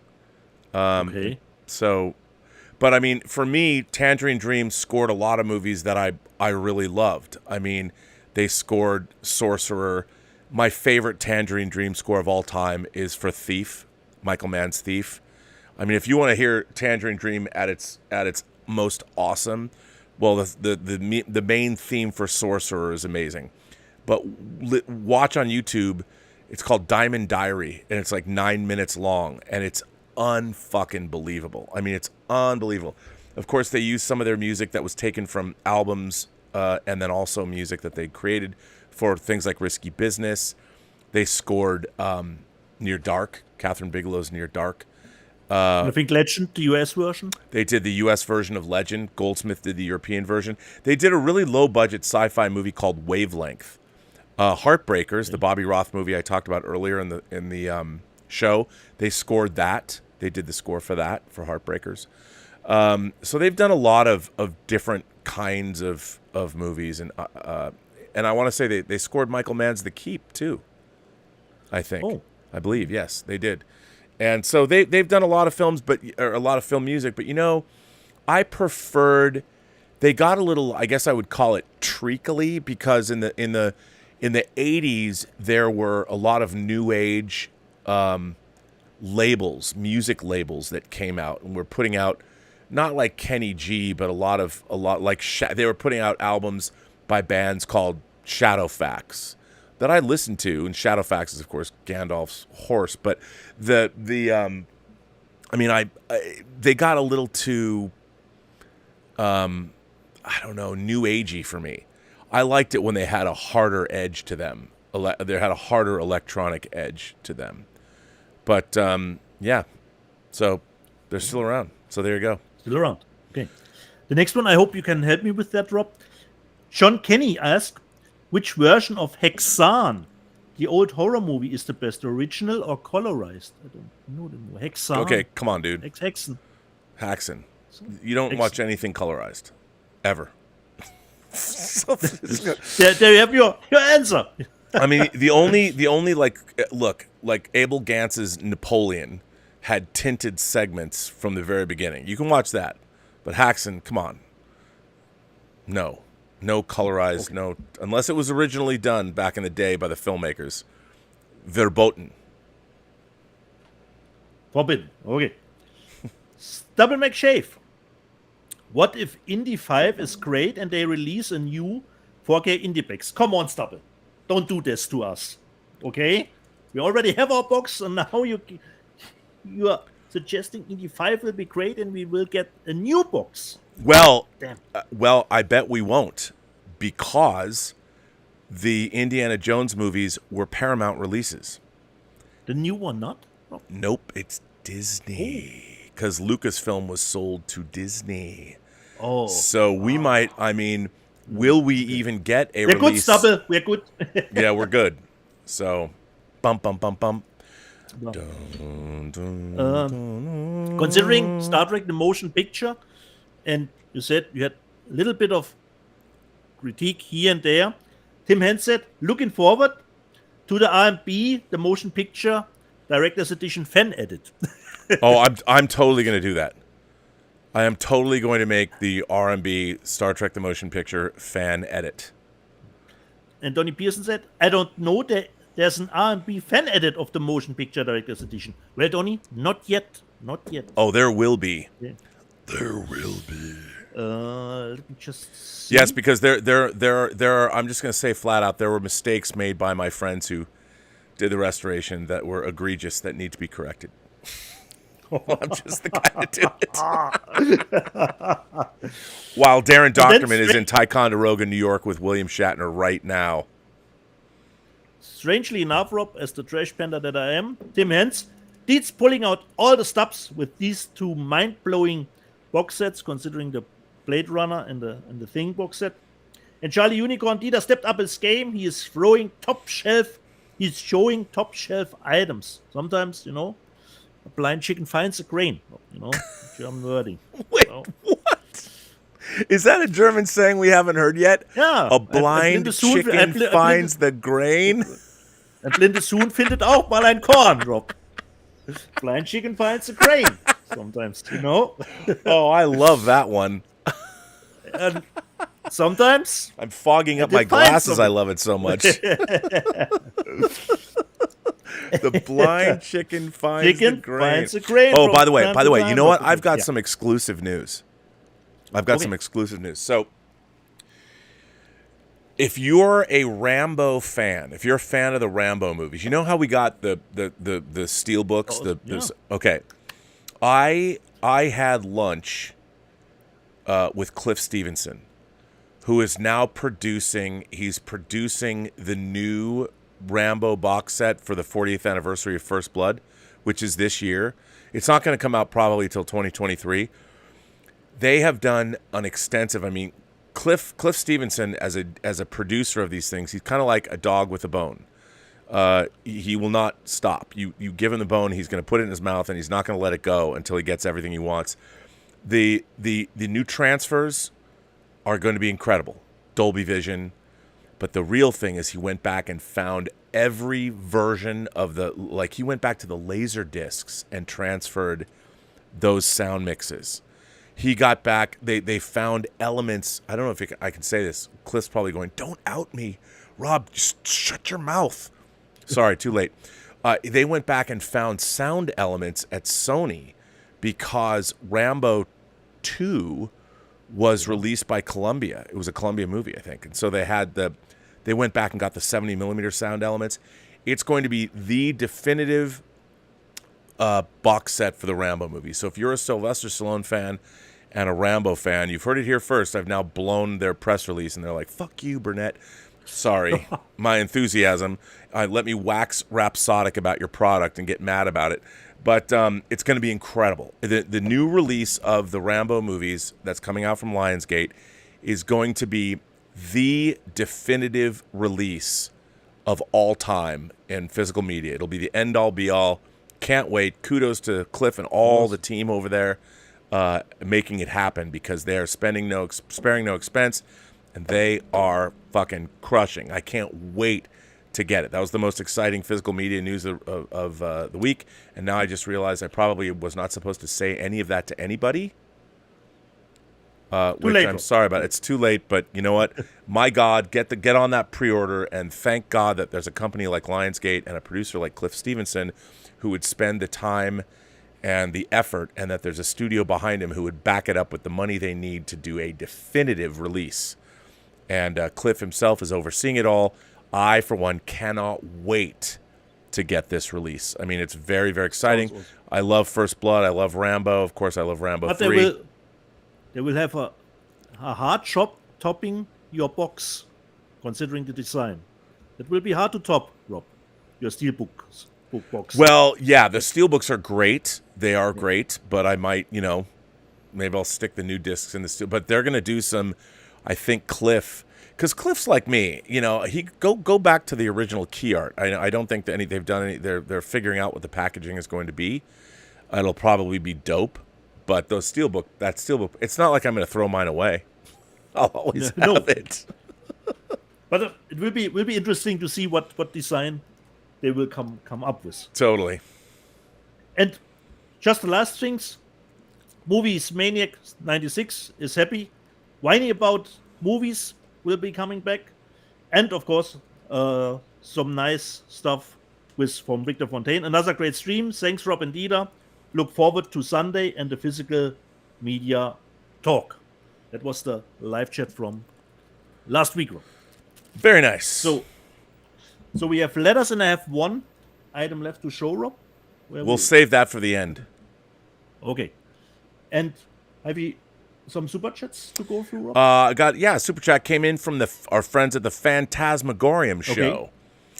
Nice. The Phantasmagorium show says, getting back into physical media, just got Strange Days, King of New York, and Dark City. Well, there's a great 4K of King of New York. Dark City, I'd love to get a 4K of. And of course, Strange Days is only available in Germany, and it's a great Blu-ray. Yeah. So that's very exciting. Let me make sure I'm not Fredo. Our friend Fredo Valcoz is here. Fredo says, "Looking good, Uncle Rob. What do you think we'll see coming out of Comic-Con this year? I hope we get to see a sneak peek of X-Men 97. That's the new animated series on Disney Plus. That's a continuation of the 80s, the early 90s animated X-Men series. I think, you know what, Fredo? I think that's a distinct possibility that we're definitely going to see that. I mean, I think we're going to hear some things about Black Panther. I don't know what we're going to hear about Black Panther, but I think we're going to hear stuff about Black Panther. And probably a lot more Marvel stuff, more Star Wars stuff, DC stuff. So I think there's going to be some significant announcements. I mean, the only thing I worry about now is I'll be down there. Of course, we won't be here next week because of the 20th anniversary of Starship SmackDown next Sunday. It's the panel that we originated 20 years ago at Comic-Con. We'll be doing the 20th anniversary version. So I won't be here, but we'll be back in 2 weeks, hopefully with I'll have a huge stack of physical media. So I'm excited about that. So I think it's going to be interesting what we're going to see, Fredo. I think there's going to be a lot of good stuff, but I do think we're going to hear something about X-Men 97. I do think that. We have one from Late Night Alum. Late Night Alum says, getting ready to go watch Marcel the Shell in Shoes. Any reason why A24 seems adverse to giving their films like Everything Everywhere All at Once the Steelbook treatment? Well, I think because A24 is probably I know that Everything Everywhere came from Lionsgate. So I think A24 is releasing their films through Lionsgate, maybe. It seems that way. And so they're using Lionsgate as their distributor, so it's really Lionsgate's call. But Lionsgate's been doing Lisa over at Lionsgate's been doing some great stuff. I mean, she sent me a Dirty Dancing steelbook when they released it in 4K, because I'm gonna have the time of my life. And I certainly did watching the 4K of Dirty Dancing. But yeah, I think that's why. And look, I would love to get. I mean, the Everything Everywhere All at Once thing looks like it's a steelbook, even though it's not. Yep. It's almost the same thing, Rob, with X from Ty West, which didn't came out as a steelbook or a 4K. But they have the foil cover. Yeah, it's pretty cool. They got the O-ring. They're rocking the O-ring, which is very cool. So yeah, I mean, I that's very exciting. So, gosh, what else? No, I think that's it. Let's see if anyone. No, we're good. We're caught up. Okay. So why don't we jump into the letters? These letters are from you folks. By the way, if you want to send Dieter and I a letter, go to postgeeksingularity.com. That is postgeeksingularity.com. That's our website. It says so right underneath us, between our little frames there. Postgeeksingularity.com, and you can send us a letter. And even if it's inappropriate, we'll read it. But luckily we've gotten only good ones. Yeah, normally people haven't sent us illicit photos, although we're open to those too. We probably won't show them on the show, but we'll watch them or we'll look at them. And so letter time. Why don't you take us? Okay. All right, give us a letter, brother. The first one comes from Luke C., one of the greatest movies of all time. Dear Mr. Rob, okay, and Dieter, hope all is well with you guys. I wanted to finally write in and share the fact that I own 2 different versions of the Godfather trilogy on DVD, and I also have 2 different versions of the trilogy on Blu-ray. I know I still need to get the 4K box set, and hopefully I will pretty soon. Anyway, I was wondering if I may ask, what movies do you fellas have on multiple physical media versions? Live long and prosper. Sincerely, Luke C. Well, Rob, which franchise do I have multiple versions of? Well, okay, let's break it down. I mean, I don't understand. I mean, look, I give everyone their whatever it is you're into, whatever your fetish is. I do not judge. I don't judge anyone, but you, I believe, have more versions of the Hunger Games trilogy or Hunger Games quadrilogy than any man known to man. That doesn't make sense. Any person I know. You have now. How? Like for me, I don't have any VHS things of anything anymore. I only go back to Laserdiscs, and I've got Laserdisc, DVD, Blu-ray, and 4K versions of Star Wars, for instance, the original. As a matter of fact, I moved it. It was here, but I moved it somewhere. I had my Laserdisc, my Japanese letterbox Laserdisc from the 80s of Star Wars. But I have a lot of versions of Like to Live and Die in L.A., of The Exorcist, of Gladiator, of Dawn of the Dead. And I can't get rid of my old versions of Dawn of the Dead, even though there's only one version I care about now. But how many versions of the Hunger Games trilogy or quadrilogy? How many versions do you have? And by the way, why don't you tell the folks at home about your $1,000 book? Is it $1,000 now, Rob? Sure it is. Inflation. It's a collector's item. I was thinking when I showed it, Rob, I thought, it's now probably a Schnäppchen. Nobody buys that stuff, and you said no, it's actually was not a Schnäppchen. It was actually, I think, it was more expensive than it was when I got it. Considering, Rob, the 6 stuff with the Hunger Games, it's not that I bought a DVD, a VHS, Laserdisc, a DVD. Those stuff is for us is normal because we always want to have the best version. Yeah.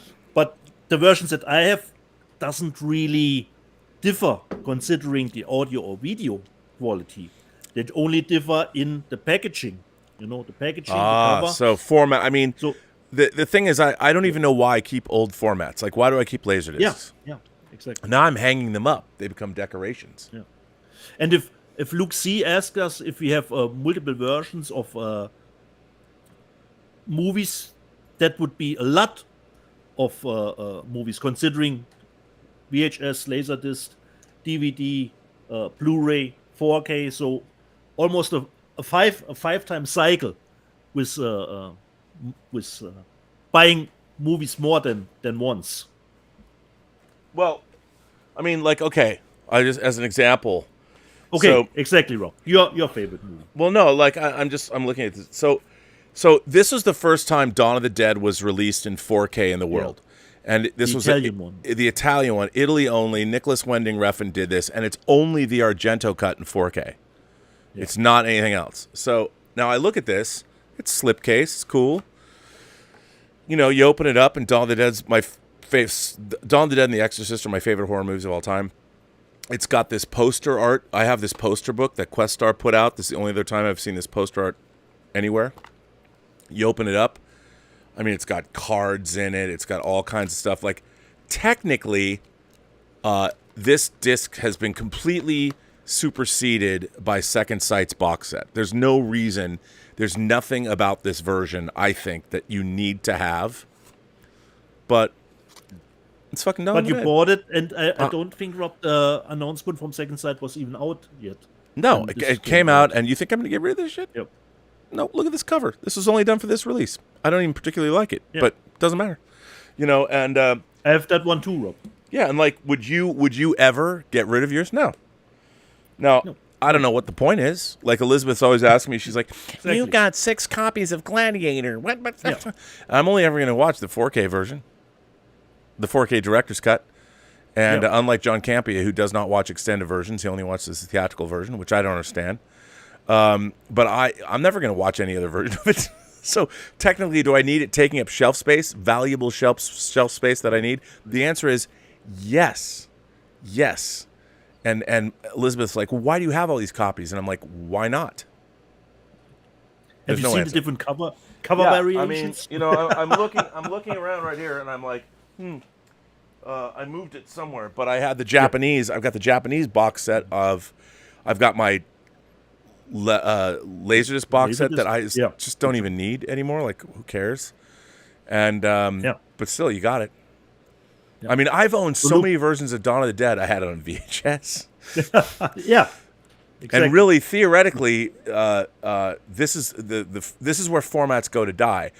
I should get rid of all of the other discs I own except the 4Ks, but sometimes the 4K transfers, like that Basic Instinct transfer from. You were not too happy, Rob, on it. I have to say, I was really disappointed. Studio Canal, you disappointed me with that 4K Basic Instinct. I've gotten over the fact, you know, I was so happy to have it. I got the Steelbook and the box set.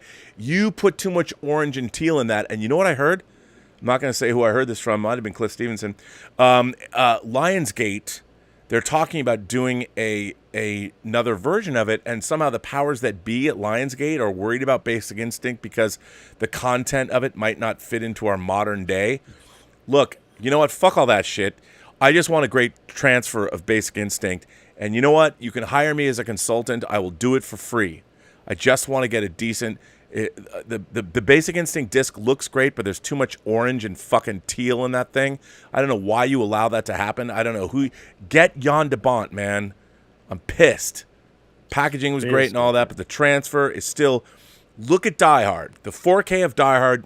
Mwah, chef's kiss. They got Jan de Bont's cinematography perfect. But why is it? You know why it is? I'll tell you why. Because people just don't know. More people know less about Hollywood and less about films than they've ever known before, and it's very frustrating. Not everybody can be George Feltenstein. God damn it. Damn it. Lionsgate, do a new transfer, a 4K transfer in Dolby Vision of Basic Instinct. Get rid of the orange and teal. And then we have one more new disc to buy. Yeah. Look, I just want the disc. I want it to be perfect. Why are things less than perfect? There's more mistakes being made in the the physical media arena than ever before. People aren't checking these things. You know why? Because people don't know their fucking jobs. Because they weren't PAs. They didn't work their way up. They don't understand the system. These young people today, they just want to become producers. You've got to learn your craft, people. Because otherwise, then we get a teal and fucking orange copy of Basic Instinct. And I'm like, I'm waiting on 4K. I mean, come on, man. Come on, man. Yeah, that could. Sorry, where really were we in sour. this show? With the letters, Rob. With the Oh, letters. right. And considering buying multiple copies of. I'm looking at my movies. Basic Instinct. I've got this cool special edition 4K shelf that I'm moving around, but I'm looking at my Basic. It looks at me. It taunts me. It looks so cool on the shelf, but I'm like, all that really matters is the transfer. Is the transfer good? Yeah. If you can't make the transfer good, don't do it at all. Exactly. You fucks. Exactly. The Sorry. next letter, considering the Comic Con, comes from I've had Brian too much Knight. coffee today. The next letter comes from Brian Knight. Is there an adult-only area at Comic Con? Robert, this might not be a physical media question, but I appreciate you answer any question submitted.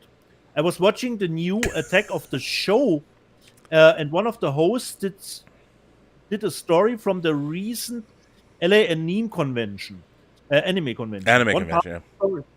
One part of the story was about an adult-only section where you can buy uncensored anime full-body pillowcases.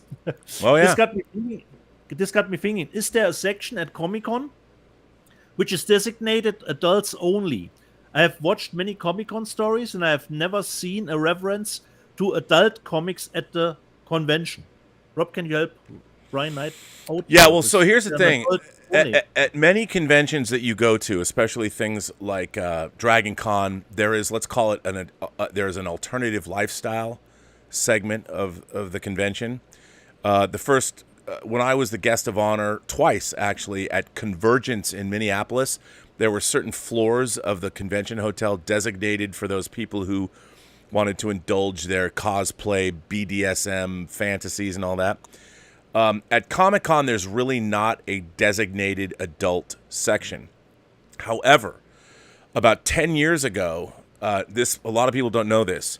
They excavated. There's a passageway that's about a half mile below the convention center that was designated to. You can conjure up Cthulhu-like demons, and if you're an anime fan, you can actually go underneath the convention center, where they actually have real hentai experiences that actual, like, whether you're a Bible Black fan or you're an H.P. Lovecraft fan, you can go down, you can allow yourself to become possessed, and your body can be entirely destroyed by the Cthulhu-like demons they actually keep underneath the convention center.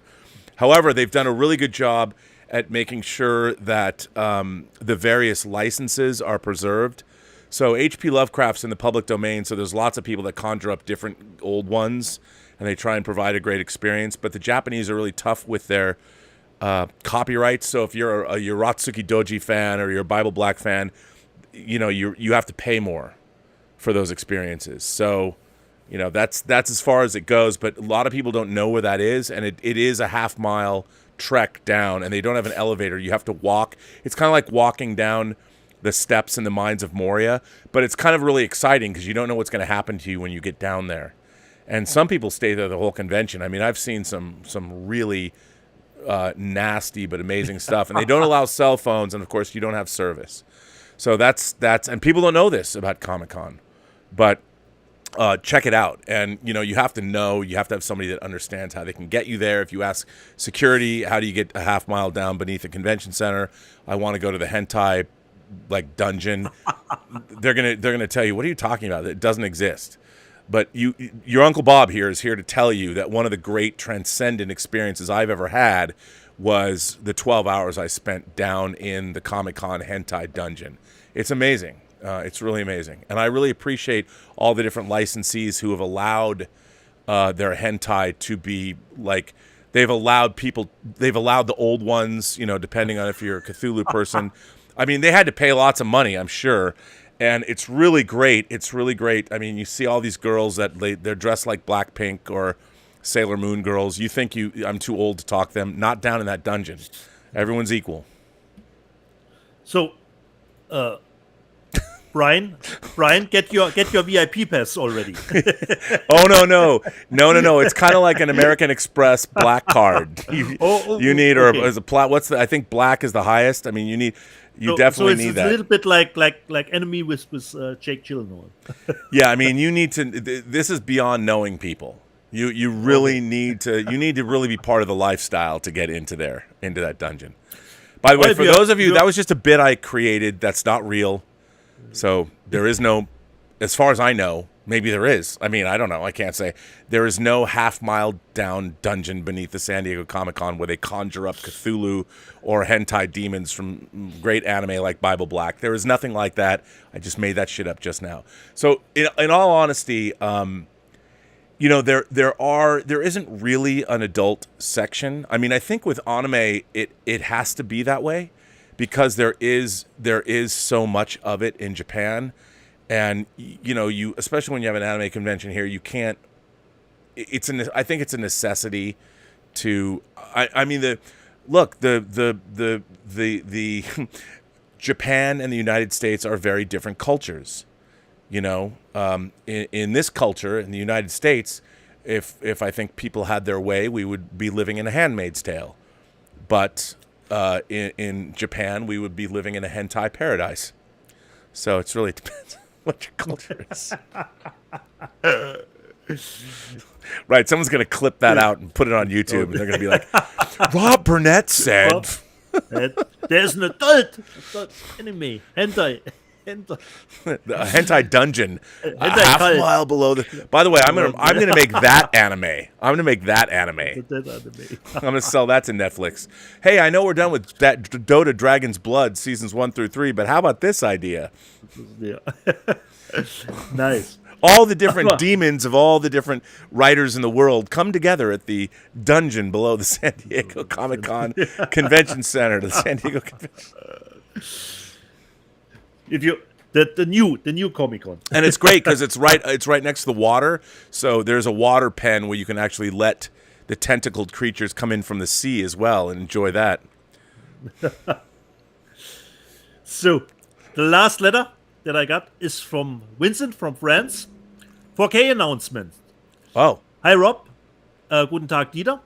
4K Ultra HD is spreading for classic movies as Casablanca from Warner Brothers, yep, the original War of the Worlds from Paramount, From Here to Eternity, and It Happened One Night from Sony have recently been announced in 4K UHD. This is great news, and hopefully more 70mm films like Ben-Hur, West Side Story will be coming soon. I can't stress out enough how great these films are looking in 4K and the experience one can enjoy. This came from our friend Vincent from France. Well, Vincent, what's exciting is they're doing the Columbia box set, the 4K box set that are selling for hundreds of dollars now. They're doing a third one, I think, by the holidays. A third one. Oh, nice. So that's nice. Exciting. And yeah, they're doing some great stuff. And Sony's always done great with their 4K transfers. So I can't wait. Yeah. Can't wait to see them. By the way, the Phantasmagorium show writes in and says, another one, my favorite romantic drama of all time is Untamed Heart. Untamed Heart. If you haven't seen Untamed Heart, that's a good one. And that's pretty good. And then our friend Jaimin D, always a great supporter of the channel. Jaimin, thanks for that. Greetings to our dynamic duo, bringing some love to DVDs. I just got my box set of Cheyenne, Heart to Heart, Vegas, Macmillan Wife, Matlock, and the Andy Griffith Show, along with my Rockford Files Blu-ray. Now making another list to order. Well, Jaimin, you are a fan of 60s and 70s television, clearly. By the way, you know what? I should have, next time I'm here, the $6 Million Man box set came out on Blu-ray from Shout Factory. And they're releasing, I think, The Bionic Woman in 3 weeks. Or no, maybe it's in September. So that's pretty cool. And, you know, it's funny. The $6 Million Man box set has all the pilot movies, and it's interesting to watch how that show was sort of very adult. I still remember seeing the first episode of the series, and I had seen I hadn't seen all the pilot movies at the time, but the $6 Million Man goes from being like this fairly adult science fiction drama to being a kid show by I think season 4 when it's like, look, it's Bigfoot. But I can't wait to have that box set. So, yeah. By the way, Marcus Bisma asks, Dieter, for next week, do you guys like Werner Herzog movies? Is he well liked in Germany? Ooh, I don't know exactly how the reputation from Werner like Fitzcarraldo or like Aguirre, the Wrath of God and all that stuff? There is, of course, a big reputation for him here. But like Rob said, always the pop culture shelf life of 20 years. Yeah. That's I mean, it's probably not the most sought out thing at the when moment. I got Rainier Werner Fassbender's Kamikaze 89, I'm like, yeah, Kamikaze 89's on Blu-ray. And people are like, what? Yeah, Well, exactly. It was cool in the 80s. But I think Jaimin, I love to see that you're collecting classic shows. I mean, a lot of that stuff, Macmillan and Wife, I used to love Macmillan and Wife. Obviously, I talk about Heart to Heart a lot. I like the Andy Griffith Show. And, of course, the Rockford Files is one of the great, shows of the 70s. I love that show. Sorry if that was a bad rendition of I don't know what I was doing there. But I love Jim Rockford. Come on. Love that show. And Vegas was a good show. Yeah. Cheyenne. I never watched Cheyenne. I've never seen Cheyenne. I've never seen any of that at all. Not that it would sound like it's a Western, I guess. Okay. Midnight's Edge After Dark. Tom is here and he says, did you see the color timing snafu on Out of Sight? Oh. Ooh. So does this mean I have to exchange something? God damn it, Tom. What a bummer. So on this one? Yeah, dude. No, I haven't heard anything, and wasn't. I think it was on Bill Hunt's website. I didn't read anything about the color time. Yeah, maybe no one knows about it. Maybe it's something that's coming out. I don't know. Oh man. Okay. What a bummer. Yep. Ron C says Blu-ray.com has Stripes for pre-order, but Stripes is already in one of the Columbia box sets on 4K. Okay. Bill Murray, come on, who didn't cry when old Yellow blank? Cool monologue, can't wait. Army training, sir. It's a good disc. I love Stripes. What's funny about Stripes is people forget that it starts out in a very serious fashion. Harold Ramis and Bill Murray.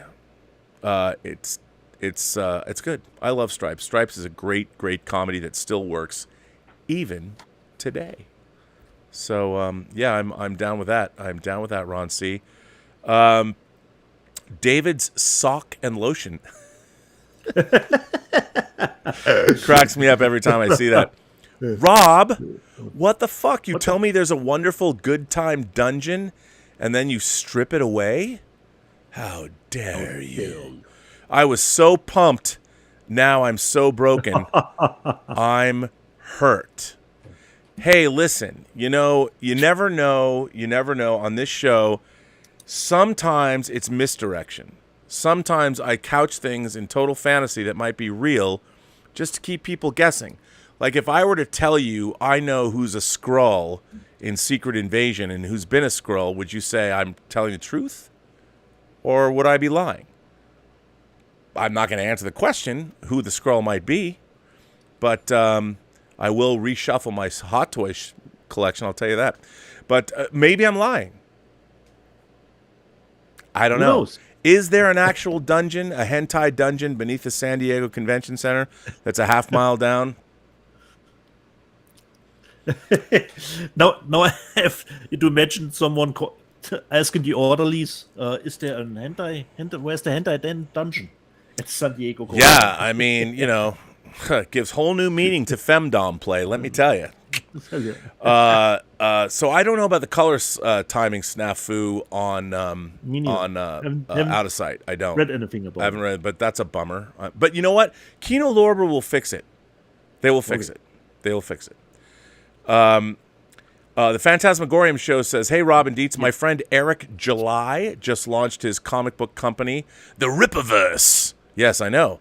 And ISOM sold 2 million in a week. Give the people what they want and they will support. Well, if you watch Midnight Musings, the Friday episode of Midnight Musings, we go into detail about Eric July, young Rippa, into his comic book. I mean, he's a black YouTuber and activist and artist and all around interesting personality. He launched his own crowdfunding on his own website. He didn't use Indiegogo or Kickstarter, and he's raised over. I mean, he's 70 days away or something from finishing. He's already raised over $2.2 million, and good for him. He put his own money in. He has a 96-page graphic novel ready to go, and As I said, he and I might not have the same politics, but I appreciate that he put his money where his mouth is, and he created a book. He's going to provide it to the people that supported him immediately. So what Eric July has done, what Young Rippa has done for his new comic series, The Rippaverse and Isom 1, congratulations to him. So very exciting about that. So I think it's pretty cool. You know, Tom Jr. Jackson says there's 14 hours of Fright Night special features for real. Apparently so. Ooh. Huh. Apparently so. That's a lot. That's a lot. Hitchhiker 42 asks, any new news on DS9 being remastered for Blu-ray? Well, I will say this. They have been... Here's the thing. As you can imagine, they want to spend the least amount of money as possible to remaster Deep Space Nine. They are actively trying to figure out how to do it. They've reached out to people that can do it. The problem is to do it correctly. I know they want to use AI and all that, but here's the thing. In order to remaster anything correctly, you must go back to the original negative.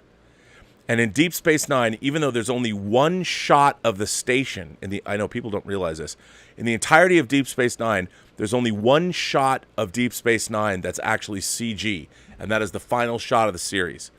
But there's a lot of CG. Sacrifice of Angels, a lot of the space battles as the Dominion War continued on. And the real question is, can they find all those files and remaster them and up-res them and add detail? It's an expensive proposition. Next Generation, all 178 episodes to remaster. I know people are like, well, Rob, there's only 176 episodes. Yes, but Farpoint and All Good Things were split up into 2 episodes each for the syndication package, so there's 178 episodes of TNG.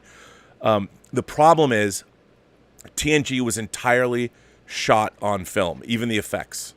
Everything was shot on film. The only time they ever had to go back and recreate things in CG was when they had missing elements. Deep Space Nine, TNG costs about between 12, if you want to believe what they tell you, between 12 and 14 million to remaster 178 episodes of TV, which is fairly cheap. Deep Space Nine and Voyager are much more expensive. The thing is, they were lower rated shows. So the question is, how are they going to get their money back? When Next Generation was remastered, they had worldwide syndication, they had home video, and they had they had 3 different divisions where they were siphoning money from. They also had Ken Ross, one of the great home video executives of all time, spearheading that operation. Now you have fucking people at Secret Hideout. Whatever. You need to bring the Akutas back on. You need to get the team at CBS Digital. You need to have people do it correctly. And they ask, how are they going to get their money back? If it costs between $20 to $25 million to remaster those series, I think they should do it, future-proof it, do it in 4K, unlike they did TNG in 2K. Do it in 4K, why not? Who knows if we'll ever get it. They should, but they might not. But they are actively trying to do it. I have not heard in the last couple months if there's any new movement on it, but the way they were trying to do it was cheap. And HTV and Illuminate, they were trying. It's a great company, but they were trying to do it on the cheap. And that's the thing they always want to do. They never want to do it correctly. They always want to do it cheaply. And I understand that, but then you fucking have to remaster your discs. You have to have them recalled because these motherfuckers don't know what they're doing now. These young whippersnappers, the youth. Anyway, that's Thor's Brown Eye, formerly Zachary P., says, sadly, looks like I'll have to change my name as Thor's Brown Eye from Rocket was uncanonized, ironically, in the same movie his cheeks were made canon. So what Thor is referring to, like, Thor's glass eye was up like Rocket's ass. That's how he got the glass eye that he gave to him after, you know. So now they've decided to say, oh, well, we can't have that origin anymore. So they've changed it. I guess that's what Thor's Brown Eye is saying, that, and that's in the same movie. They let you look at Thor's ass. You know, I understand. We live in a very strange world. Justin Toner sends in a tip and says, "Hey guys, driving home from visiting friends, but listening to the show, I got Raging Bull in 4K, and in honor of James Caan, Thief from Criterion this week. Dieter, have you ordered Righting Wrongs from Vinegar Syndrome? I will need more Cynthia Rothrock in my life." Of course, Justin. It is pre-ordered. not only the vinegar version, the UK version too. Wait, you ordered 2 versions of a Cynthia Rothrock movie? God bless you, sir. Because, Rob, I didn't know Vinegar was in the wings too, preparing something. I pre-ordered the UK one from 88 Films, and then Vinegar. Yeah. You know what, though? You should just buy stuff from 88 Films no matter what, just to support them. Because so they are very, there will be very different considering the packages. Yeah, but 88 Films is great. Yeah. So I'm a big fan. So now listen, you I know have to go to bed early because you got to get up. Yeah, but I have one last item, Rob. Well, hang on. Let me go full frame on you, buddy. Yeah, because we hear, at least you and myself, a little bit of fan of the rape and revenge genre, Rob. I know we'll get canceled for even saying that. People like, you're fans of rape? Yeah. No, it's a genre of cinema popularized in the 70s. Well, it goes back to Virgin Spring, but whatever. Goes back to Zeus. I got the title that I wanted yesterday, but I've gotten a wrong order, actually. Oh, no. So this is what I ordered, but it's still sealed. The movie is a little bit older. It's called Get My Gun. Wow. So, Rob, and in Germany, there are always, these media books. I don't know this movie. I don't know this movie, but I'm intrigued. Me neither, Rob. So, Cat in the Bag, Get My Gun. And, Rob, it is only out here in Germany, and you have the standard MRA. The standard MRA comes with the normal German rating, 18, and this the normal 18 one is censored, Rob. There is a scene of 3 minutes that is cut completely. Not in this version, but the standard version. So, Rob, and there were always media books with different covers. Normally I buy one, but this time, Rob, 1, 2, Get My Gun, 2. Wow, dude. Wait, we're going to get canceled. Get My Gun, 3. Oh, my God. Wait. Oh, my God. And the 4th one, Rob. Wow. So, Rob, I opened the package, and I thought, what the hell is this? I didn't order 4 Get My Guns. What the hell is happening here? I ordered 1. I only wanted this one, but I got all 4 versions of the movie. Wow, you got to make that a special display in your house. No, listen, Rob. I'm telling a story now.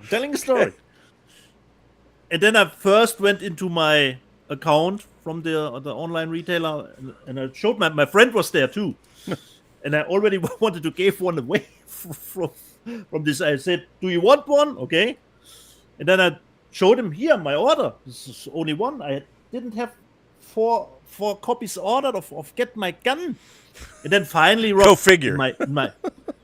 In my wisdom, finally, Rob, I did a little bit.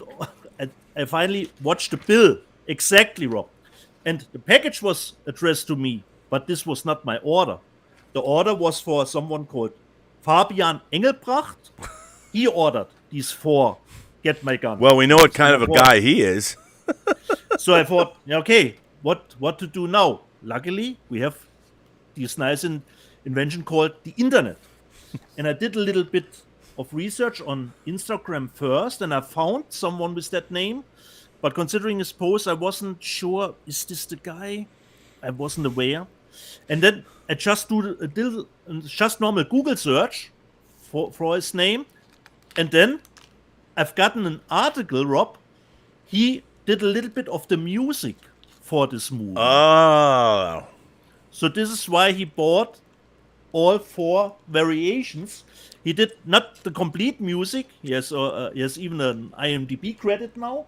He did a little bit of the music for this movie. So he ordered all 4 Get My Guns. And I reached out to him on Instagram. And what Rob, he has gotten my order. So he has gotten my order. I have his. So after the show, so I hopefully in 5 minutes, I will put them back in the package and send him his order, and he will send me mine. So, but this is the first time, Rob, I can show all available Get My Gun media books. But I don't know. Wow, and I'm sure this is the last time this show is ever going to be aired because of those media book covers. Exactly. Wow. Exactly, Rob. And I bought the least offensive. The least offensive. And by the way, what year did this movie come out?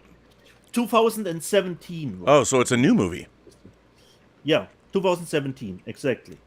The director is called Brian something. And, Rob, it says on the back, not for pussies. Wow. Perhaps it's on Shutter. I don't think it's on Shutter. Get my gun. Well, so maybe. Rob, you can see a blind chicken finds 4 cranes sometimes, you know.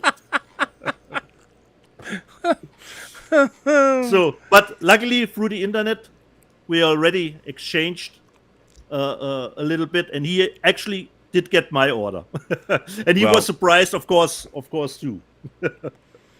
Yeah, he's like, "Where are the rest of my discs?" He probably already had. He already probably had the company dispatch him 4 more discs, and he was thinking about it because he tried to find me himself, and then he thought, okay, should I keep them and order it new? But they are not really cheap, those media books. But we will do an exchange together. You're so honest. I love the fact that I'm streaming with a scrupulously honest man. I love that. It was just lucky that I found it, and I even found on Google an article about him doing the music for this movie. So I stumbled across the article, and then I knew, okay, this is his Instagram feed. Well, that's how you knew he was legit. Yeah, I probably, Rob, I should say to him, open the package and sign it for me, considering he was one of the crew of the movie, you know? That at least I would have one stuff to show that is signed, Rob, okay? Just saying. Well, listen, Dieter, I guess that Rob. brings us to the end of our show. Yeah. I want to thank everyone who generously supports the channel via Super Chats and tips, and this show in particular. I want to thank our moderating staff. Of course, Lord Toth is here. Tom Jr. Jackson is moderating. We know why some of our moderating staff isn't here because they're driving. So thank you both for being here. And again, thanks for all of our members. We're going to have hopefully a member chat next week, and we're going to go back to bi-weekly membership chats. And I'm also going to bring back, there is going to be a Robservations later today. Robservations is coming back with a vengeance. So that'll be at 5 p.m. Pacific time. And this, Rob, would be a nice movie for starting Elizabeth. Yeah, so Liz of Views is also coming back, and that's a good idea. Everything Everywhere All at Once will be our first movie that we talk about. And you know what? I'll even make a thing for that. Yeah. And two tears in a bucket in the live chat, Rob. Get My Gun is streaming on Prime. Rob, just saying. Oh, well, there you go. There you go. Well, Dieter. So, jede Person, die du triffst, hat eine Geschichte zu erzählen. Alles, was du tun musst, ist zuhören. Every person you meet has a story to tell that you have yet to hear. And all you have to do is listen. And with that, we shall say, keep on buying physical media and don't let anyone borrow it. And blind chicken.